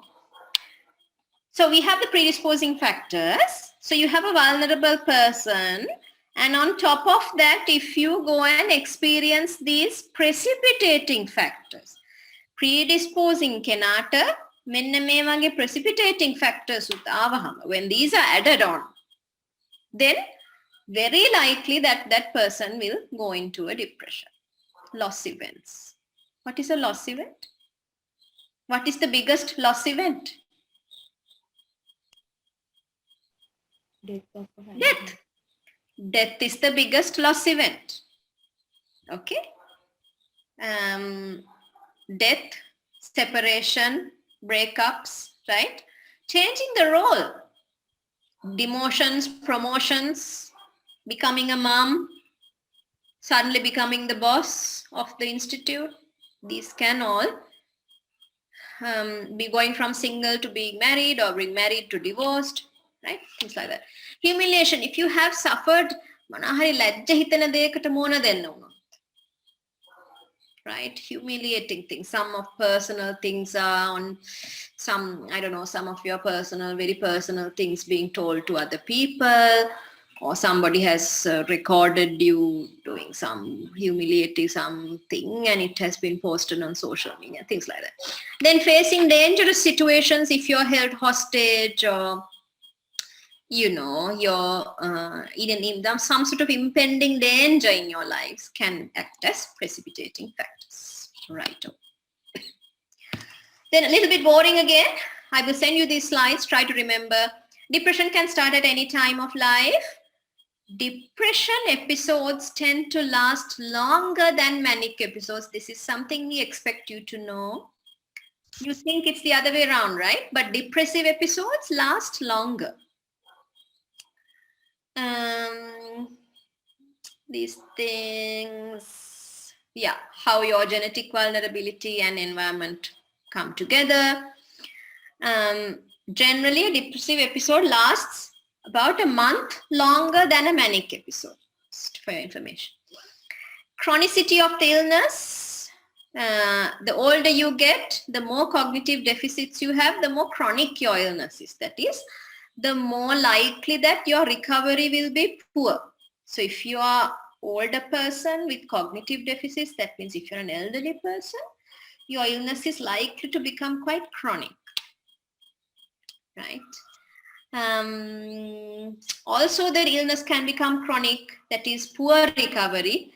If you've had a lot of adverse events, if you've had sexual and physical abuse, then they have said that chronicity is likely. You are more likely to have more episodes if you are having recurrent depression rather than if you're having bipolar disorder. I hope that at 9:30 in the night, your brains are sharp enough to pick that up. Recurrent depression has more future recurrences, whereas bipolar disorders, future recurrences are less compared to depression. Is it clear? You all are with me? Yes. Yes or no? Yes, madam. Okay. So remember that because we ask these things, okay? So you have to be able to tell us that in terms of prognosis, madam, recurrent depression is more likely to have recurrence when compared to bipolar disorder. Therefore, I will be mindful of future episodes in this patient. We'll get you a distinction even. Right? Then in depression, the time from now I told you there are recurrences. Mood disorders have recurrences invariably. The time from the start of an episode to the start of the next episode. Cycle length of one episode is longer. I told you that before. Right. Okay. This, try to remember, there is something called residual. Now, when you have a patient who is 50% better than on admission, 50% better on a rating scale. There are rating scales to rate depression. If the patient has a 50% reduction in symptoms, you say this patient has responded. Right? You call that patient a responder. But although you are a responder, you may have some residual symptoms. Ituru vecha symptoms ටිකක් තියෙන්න පුළුවන්, which are these. And if you have residual symptoms, and if you stop medication while you are just 50% better with all these residual symptoms, you are very likely to have another episode. That is why it is important to continue antidepressants for 6 months more, even after you have recovered, to prevent these residual symptoms provoking another episode. Is it clear to you? If I can explain if it's not clear to you. Right? Unless, so you want to make sure that the depression has entirely left your patient. And for that, it's going to take time, because remember, depressive episodes go on for longer than a manic episode. So even with treatment, you say that you want to complete another 6 months even after remission, just to make sure that there are no residual symptoms. Because residual symptoms mean that a patient is very likely to have another episode. Is it clear? Is it clear? Yes? No? Yes, ma'am. So there are depressive residual symptoms. There are physical, somatic residual symptoms. So I'll send you this. Just go through this, okay? Residual symptoms will give you a relapse, whether you are on psychotherapy or medication or both. So you need to continue for that proper period of time. Okay. Then last few slides. For goodness sake, know that there are these 4 classes of medication. SSRIs, SNRIs, tricyclics and quadricyclic antidepressants like mirtazapine. Okay. Then remember the non-pharmacological methods, right? Behavioral, cognitive behavioral, relaxation, problem solving. There are so many therapies that we do. Right. Last one. I'm going to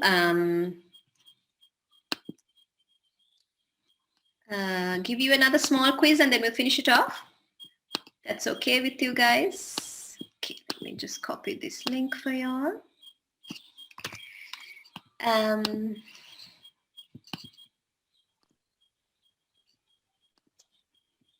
So go to this, can you go to this link quickly? It's another Google form. Let's see how we do there, and with that we'll finish. Go to that Google form, please.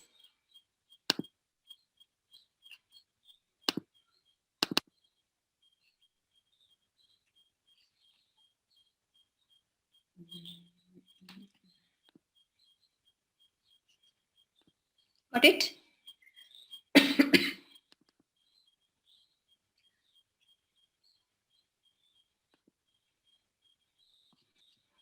Hopefully you all can see this. Can you see this one? Yes or no? Are you all here? Yes, madam. Can see. Good. So fill it in, please.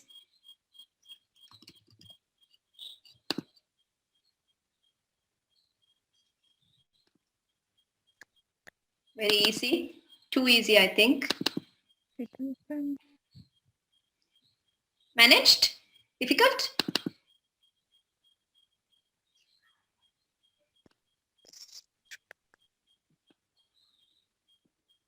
Hope you can see my screen. Can you see it? Okay. Which of the following is not an antidepressant? Select which one. So easy, right? Which of the following dosing is correct? Read it carefully. Don't be in a rush. Look at the doses. Select the correct one. Now I'm talking about that third case. If the patient had depression with psychotic symptoms, which of the following would not be helpful when added? Which of the following would not be helpful? Last one, I already told you, I think, most of the answers, not last one. Most comorbid with depression, too easy. Which is a recognized form of therapy for depression? Again, very, very easy. Select the best one. I mean, we may do Nice that. therapy for depression. which is a recognized form of therapy for depression, or what is the more likely one that we do for depression. All right. Let's see. How come? Only 35? Is it difficult? Tilina, Ayumi, is it difficult? Where are the others? You all have all these funny numbers. I can't see the names. Ravindu, Kasun, yes. Samsung M40, Ranavira, yes. Come on, only 60, 61. I won't go to responses till you all give me the answers because it's unfair by the others. And with that, we stop. Is it too difficult?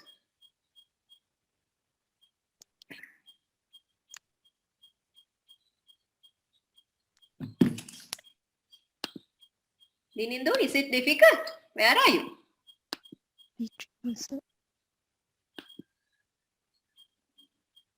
Kasun, Ravindu, others, the names are missing. Pasan, Ruvini, Dilini, how is it? Done? Finished? Avanti and Sampath. Why don't you all have proper names? All these funny. Kumudu and various. Kumudu is fine, but M40. Dinuka, finished? Yes, madam. Good. Now don't worry, your names are not going to come in the responses and I'm not going to analyze, okay? Just answer whatever you feel. There's plenty of time to learn. I'm just giving you an insight into the type of things we may ask you, and it's not going to be this easy, okay? Don't think that the MCQs are going to be this easy. Anupama? Yes, nice to see you. Have you finished? Bogahavatta? Yes, madam. Finished? Yes, madam. Good. Dilini, done? Dinushi? Dilini, done? Yes, Sayuru. Okay. Sayuru, are you done? Hope you're not letting down the name. So answer properly. Nirasha, Dinindu. Dinindu finished? Yes, madam. Good. How many actually Dinindu today? How many from the batch? Madam, in all the participants, Yeah. there are 237. How come that many? Madam, there are so many batches, not one batch. But Huh? there are Okay. two. I see. So I don't know how useful it's for the juniors, but I mean, I'm particularly targeting the profunate, but anyway, you are more than welcome to join. So 200 and how many? 200. Is that so? Okay. Y'all don't like to show your faces and sort of interact without me having to interact with Samsung and Galaxy Tab and does it save data when you have the video off? I have heard something like that. I don't know these things. I of course can't not show my face. Okay. Finished? Done? Shall we see? Easy or difficult? Dinuka? Too easy. I wish we get questions like this for the exam. No? Shall we see the responses? Okay. Very good.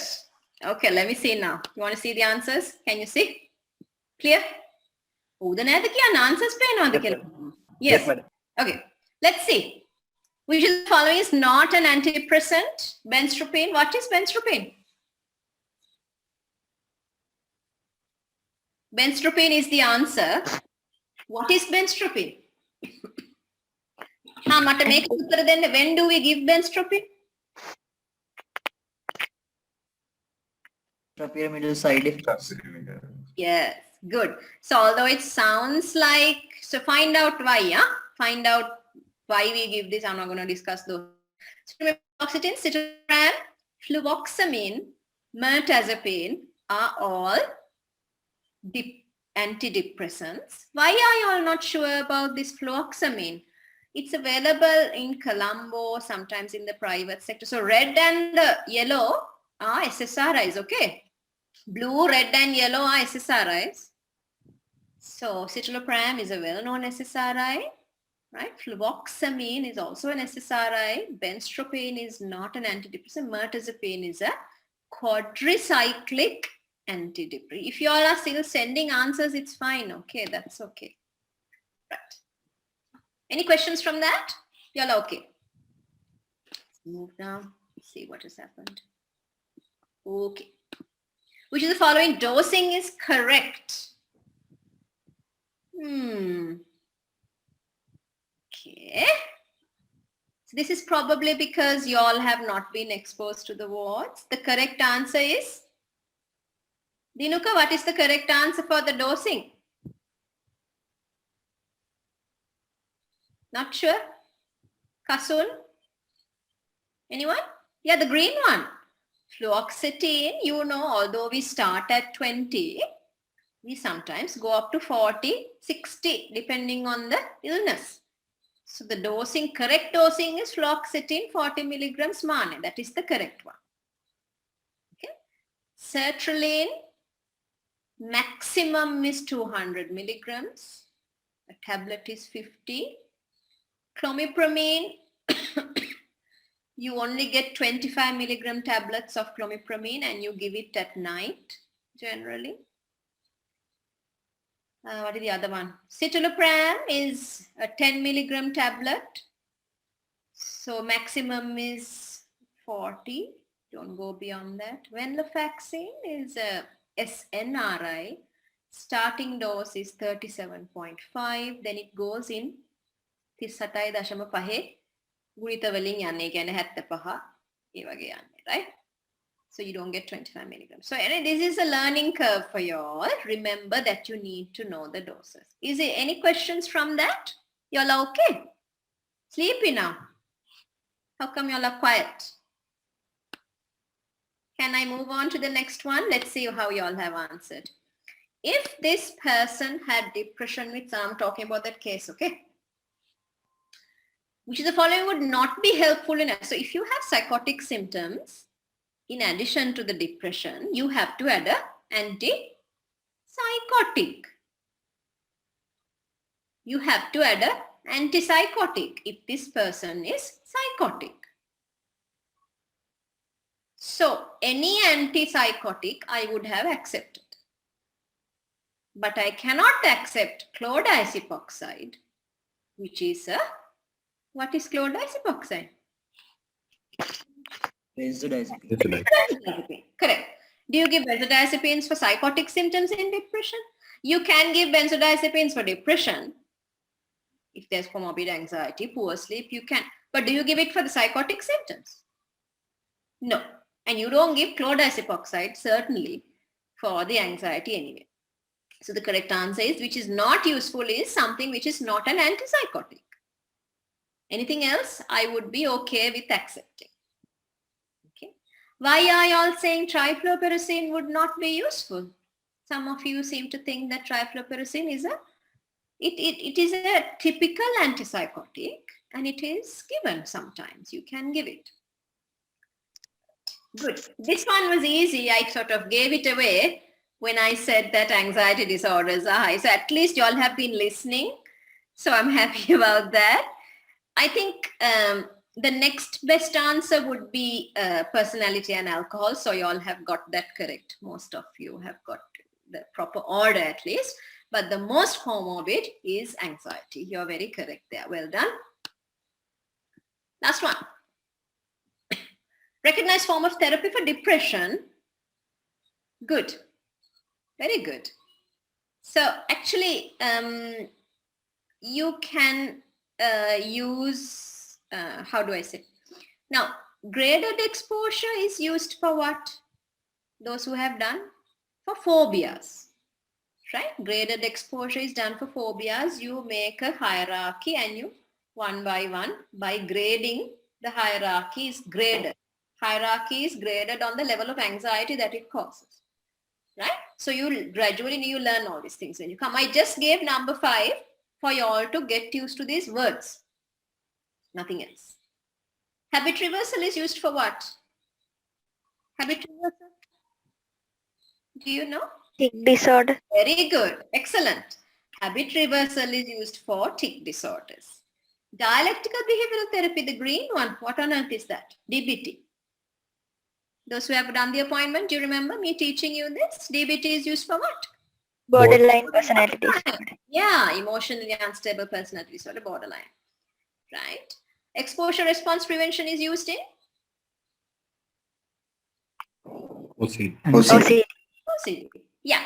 So the correct answer here is interpersonal therapy. Interpersonal therapy is a sort of therapy that we do very much in depression because we do it for depression which is arising out of interpersonal conflicts like breakups or grief. Okay. Some sort of interpersonal problem. Change in your role. If you have gone from becoming a subordinate to the boss, some change in your role, things like, so you learn about it. The main reason I gave MCQ number 5 is for you all to familiarize yourself with these words. Okay, each one is used for a different type of disorder. All right. So, I think that's it for the moment. Let me see.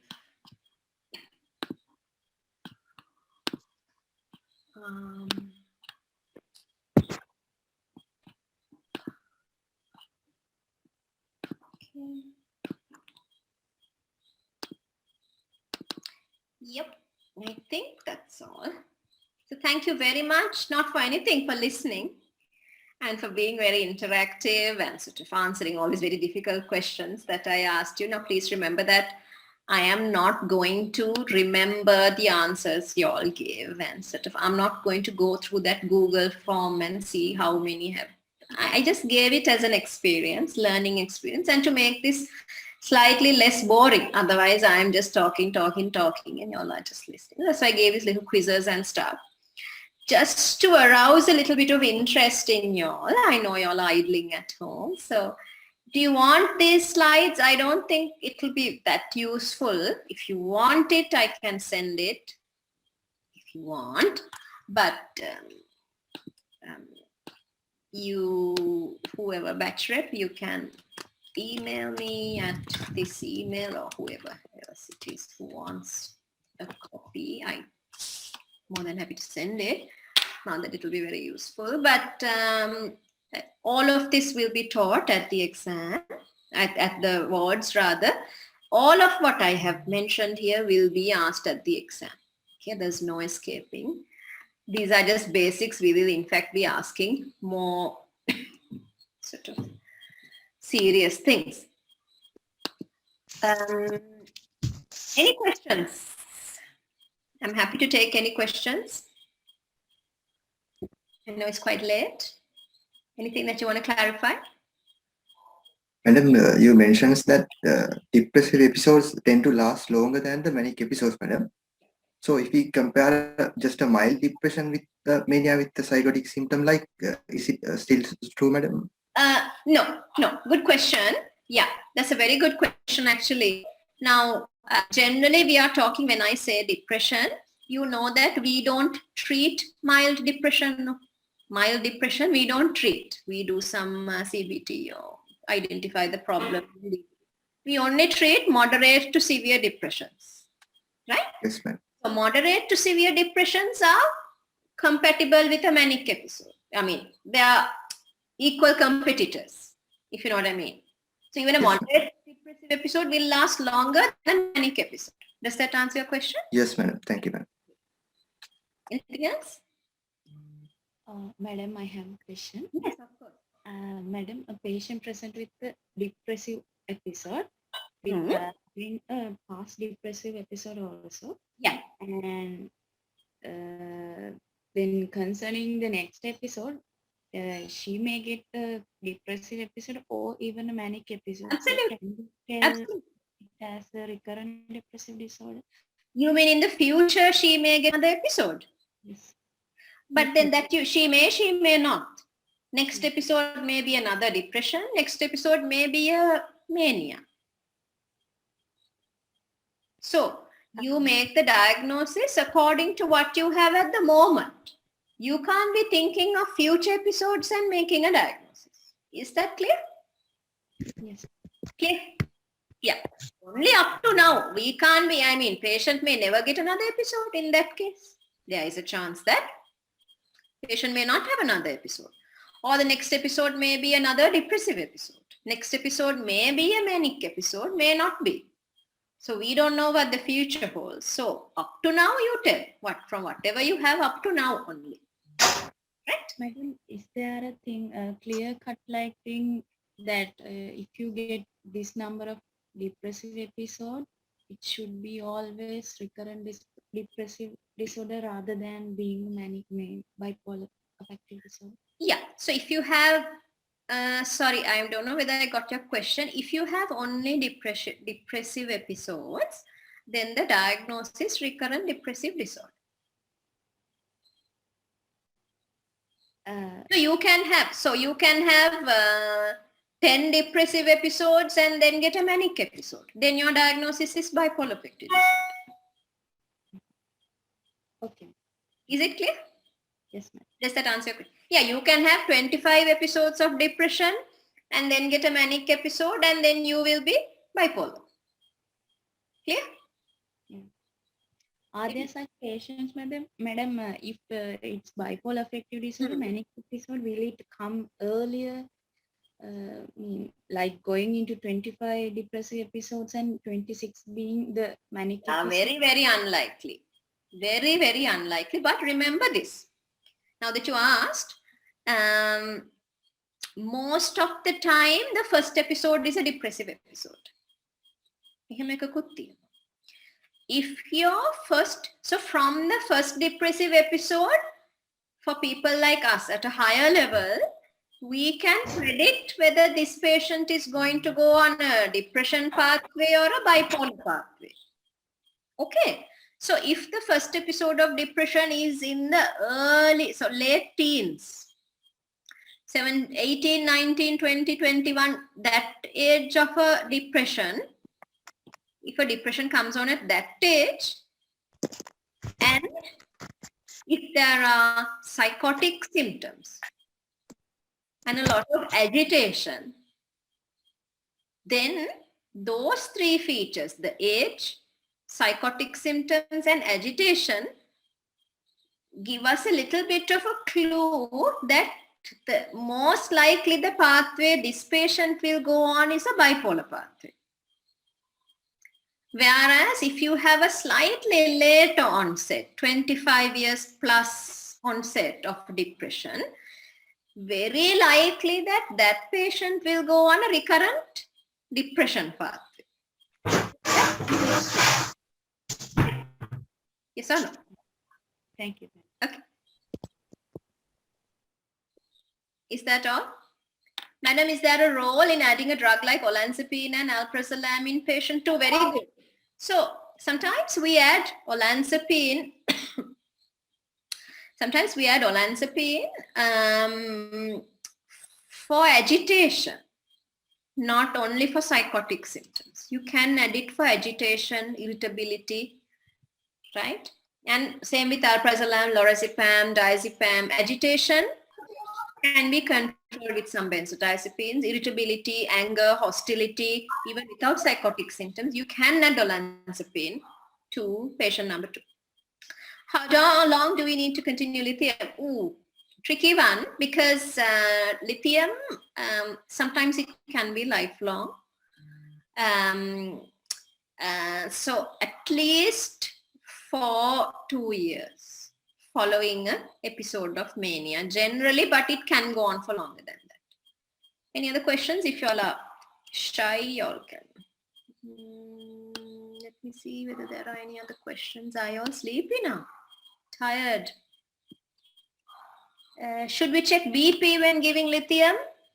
Well, it's like this. Now, sometimes you may have a kidney condition that you didn't know, that only came up when you checked your blood pressure and realized you have malignant hypertension and the underlying cause is a kidney problem. then you can't give lithium. Does that answer your question, Riansila? Does it?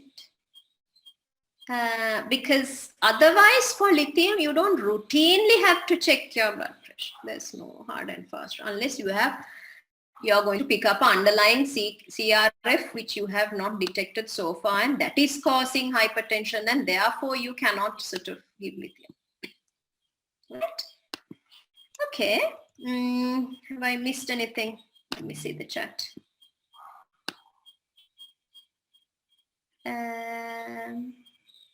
Oops.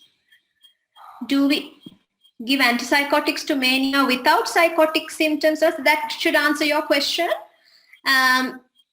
You can give antipsychotics to mania is a must. You must. Mania with or without psychotic symptoms is treated with antipsychotics. Okay, only for depression with psychotic symptoms you add the antipsychotic. In mania, baseline treatment is antipsychotic and a mood stabilizer. Hope that's clear. In the place of ECT in bipolar affective disorder, you mean in a manic episode or in a depressive episode? Dulaj? Good question. See, bipolar depression sometimes is very difficult to manage. So you have a bipolar patient who has now come with a depressive episode. Then sometimes they don't respond to conventional ways. So you have to give ECT. If it is mania, if you have intractable mania, then about third line or fourth line, we can give ECT. So you can give ECT in mania and depression also. Is it harmful for the patients if he's given SSRIs for more than a year? No. No. There's no extra harm for giving a SSRI for more than a year. Sometimes we give for 2 years, more than that also. When do we select typical antipsychotics over atypical? Very good question. Why do we select typical antipsychotic? If the patient is already having very bad metabolic syndrome, obese patient, poor glycemic control, already on insulin, you can't afford to increase the blood pressure or the glucose levels any further, then you will go for something typical like haloperidol or trifluoperazine, which is very unlikely to make you metabolically unstable. If there is a patient in depression after 25 years due to an acute stressor, will he develop depression again even if he doesn't face any? Very good question. Now in depression is a funny thing like this. You know that depression, so the question is, if a patient gets depression, so when you say 25 years after the first episode of depression, if a patient develops depression after 25 years, so you get a depressive episode, will the patient get depression even without a stressor? Very good question. The reason is this. Yes and no. Because I told you depression is a recurrent thing. So you can have more than one episode. Let's say a patient in a lifetime will have 5 episodes of depression. Very likely that the initial 2 or 3 episodes are stressor induced or due to a stressor, some breakup or something has happened. Whereas later on in the course of the disease, later on in your recurrent depression, the later episodes can come on even without a stressor. Is that clear? Whoever who asked that question, you can say yes. Yes, madam. Thank you. When given antipsychotic to manic patient, are they prone to get? No. When we give antipsychotics to a manic patient, are they prone to get depressive episode next time?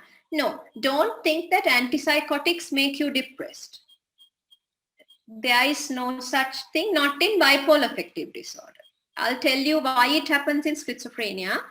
In bipolar affective disorder, giving an antipsychotic won't make your patient depressed. Okay?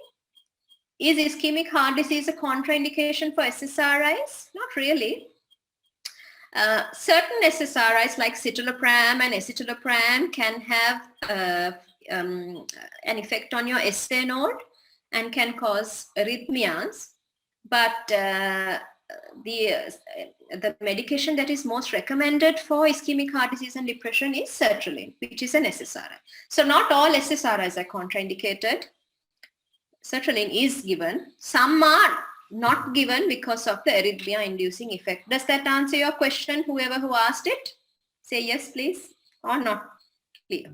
Yes, ma'am. Okay, good. Athene, you have more questions? Let me see. Let me see whether I've covered everything. Can a patient become dependent on SSRIs after prolonged course of the drug? Good question. We don't generally. You become dependent on something. See, becoming dependent on something is a bit of a complicated mechanism, right? You become dependent on substances which stimulate your reward center. Substances which causes release of dopamine in your reward center, and reward center is stimulated with this dopamine trigger, then that particular substance acts, you become dependent on it. For example, heroin will stimulate dopamine release in the reward center. And therefore the reward center becomes very, reward center likes this heroin and asks for more and more of it. So you become dependent. Whereas things like antidepressants do not release dopamine at the reward center. Therefore, you won't become dependent on it in the way that you become dependent on heroin and alcohol. Is that clear? So you don't say that you become dependent on antidepressants or SSRIs. Clear? Yes or no, Lamai? Can a patient become dependent? I hope I answered your question. Do patients complain with heartburn when treated with SSRI? Absolutely. SSRIs, one of the horrible things about taking SSRIs is it causes a lot of reflux and a lot of heartburn. So that's why you get this nausea, reflux, those symptoms with SSRIs. Clear? Clear? No other questions? You all okay? Anything else? Madam, how do we decide to give lithium over valproate or vice versa? Lithium or valproate. So it's your choice really. You look at indication, you look at contraindications, past medical history. The only advantage that valproate has is it acts faster than lithium. Lithium will take about 5 days to reach the steady state and to work, whereas valproate will almost immediately start. So you get a quicker response with valproate. And with lithium, of course, lithium has the added advantage of reducing suicidality.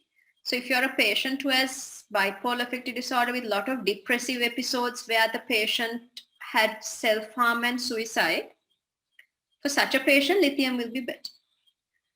Also, if you're giving lithium, it has to be a patient who has reasonably good insight and who will continue the lithium.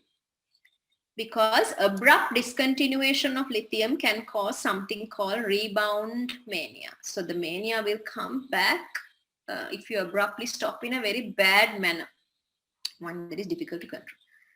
Hope that answers your question. Madam, can hyperthyroidism cause depression? Yes, it can. Hyperthyroid associated depression is very comorbid with anxiety. But you can get, I told you, thyroid dysfunction of any sort, hypo, both. Haloperidol as a mood stabilizer. No, haloperidol is not a mood stabilizer. Haloperidol is an antipsychotic. It is not a mood stabilizer. In depression, is serum cholesterol a first-line investigation? Not unless the patient is known to have some sort of metabolic complication. As a first-line investigation, we don't generally do lipid profiles in straightforward depressions. Unless there is a bad history of somewhere, unless the patient is already on a statin and has discontinued or something, then we would like to do a serum cholesterol, obviously, but again, not first line. There are other things that we would do before that. Anything else? Is that enough? How do we tail off SSRIs? How do we tail off antidepressants? Good question. Antidepressants you need to tail off gradually without abruptly stopping. So you will half the dose initially, and then you will give it every other day, because remember, antidepressants have long half-lives. So you can reduce the dose, half it, quarter it, and then give it every other day and tail it off in a gradual manner, okay, without abruptly stopping. Is that enough of questions? Treating for 6 months more after recovering depression. Yeah, it is research-based. So international research has shown, not just Sayuri Perera has shown this, international research has shown that if you continue for 6 months after recovery, your chances of having those residual symptoms are low, and your chances of therefore going into another episode are low. Whereas if you stop less than 6 months, I can send you the literature if you like, there's as much as a high as 80% to 90% risk of going into another relapse if you stop at less than 6 months. And clinically, we see that also in patients. Right? One thing is the residual symptoms. The other thing is, remember that depressive episodes last long. Okay. Yeah, sure. Hope that answers your question. Is it clear? Your last question? Yeah, okay. Yes.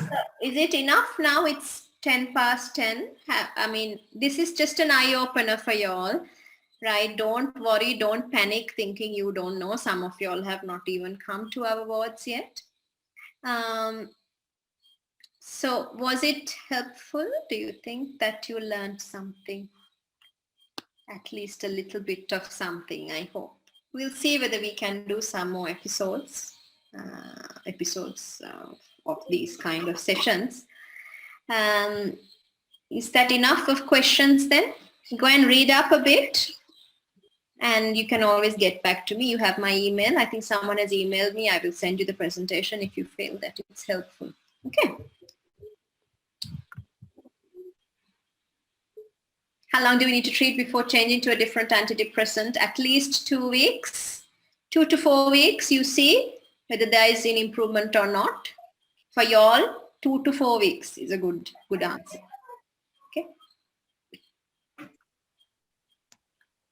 Now, don't worry. I mean, when you all come, we can always discuss. Yeah. Enough, right? Right.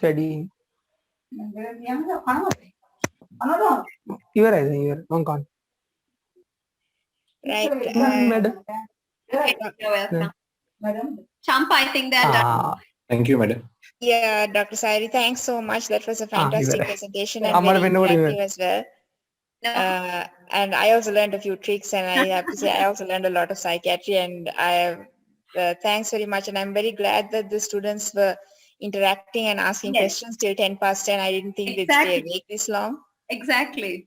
Well, I think my presentation also took a bit of time, so that's probably why there wasn't much time for questions. But I'm glad that you're asking questions, and I'm very happy to see you asking. And I can see that the questions are well thought out.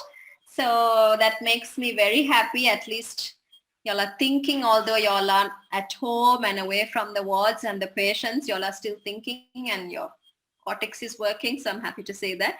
And of course, there's enough time. Okay, so we will discuss. Thank you for all the comments. That's very sweet of y'all. We can, discuss all of this when you come to the wards. Thanks, Champa. Thanks for the opportunity, and sorry to have kept you hanging around for so long. No problem at all. And it was actually delightful to listen to the whole thing. Right. So thanks, Dr. Sayuri, on behalf of PeMSAA. Thanks very much for being available for this. And I hope you will be available for future sessions as well. Looks like there's a great interest in psychiatric case discussions.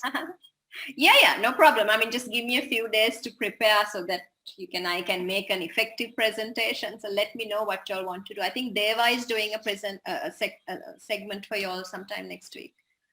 But I'm happy to take up another session if y'all like. So just batch rep, you can email me. And right. We can organize. No problem. Yeah, so students, please communicate, right? what you all want and be specific and also make use of this opportunity. I mean, these are golden opportunities for you all, not just to learn the theory, but also the practical aspects and how to present, you know, the words that you use, the quick ways that you can present a lot of details in one sentence. Those are things that Madam was telling you all, and those are things I think that some of the things that you miss when you all are presenting. You say 10-15 sentences to say one thing. But you know, the gems that she was talking about, those are the things that you really need to pick up from these presentations. For those of you who are still haven't done psychiatry, I think these are good eye openers for you all to pick up what you need to learn when you come for prof. So right, thanks very much everyone, and thanks Dr. Sayuri, and right, good night everyone. Night. Thank you, madam. Thank you. Thank you, madam. Thank you, madam. Thank you, madam. For the PeMSAA organizing committee who did a wonderful job. So thanks so much. Yeah, welcome. You're welcome. I'll convey your regards. Okay.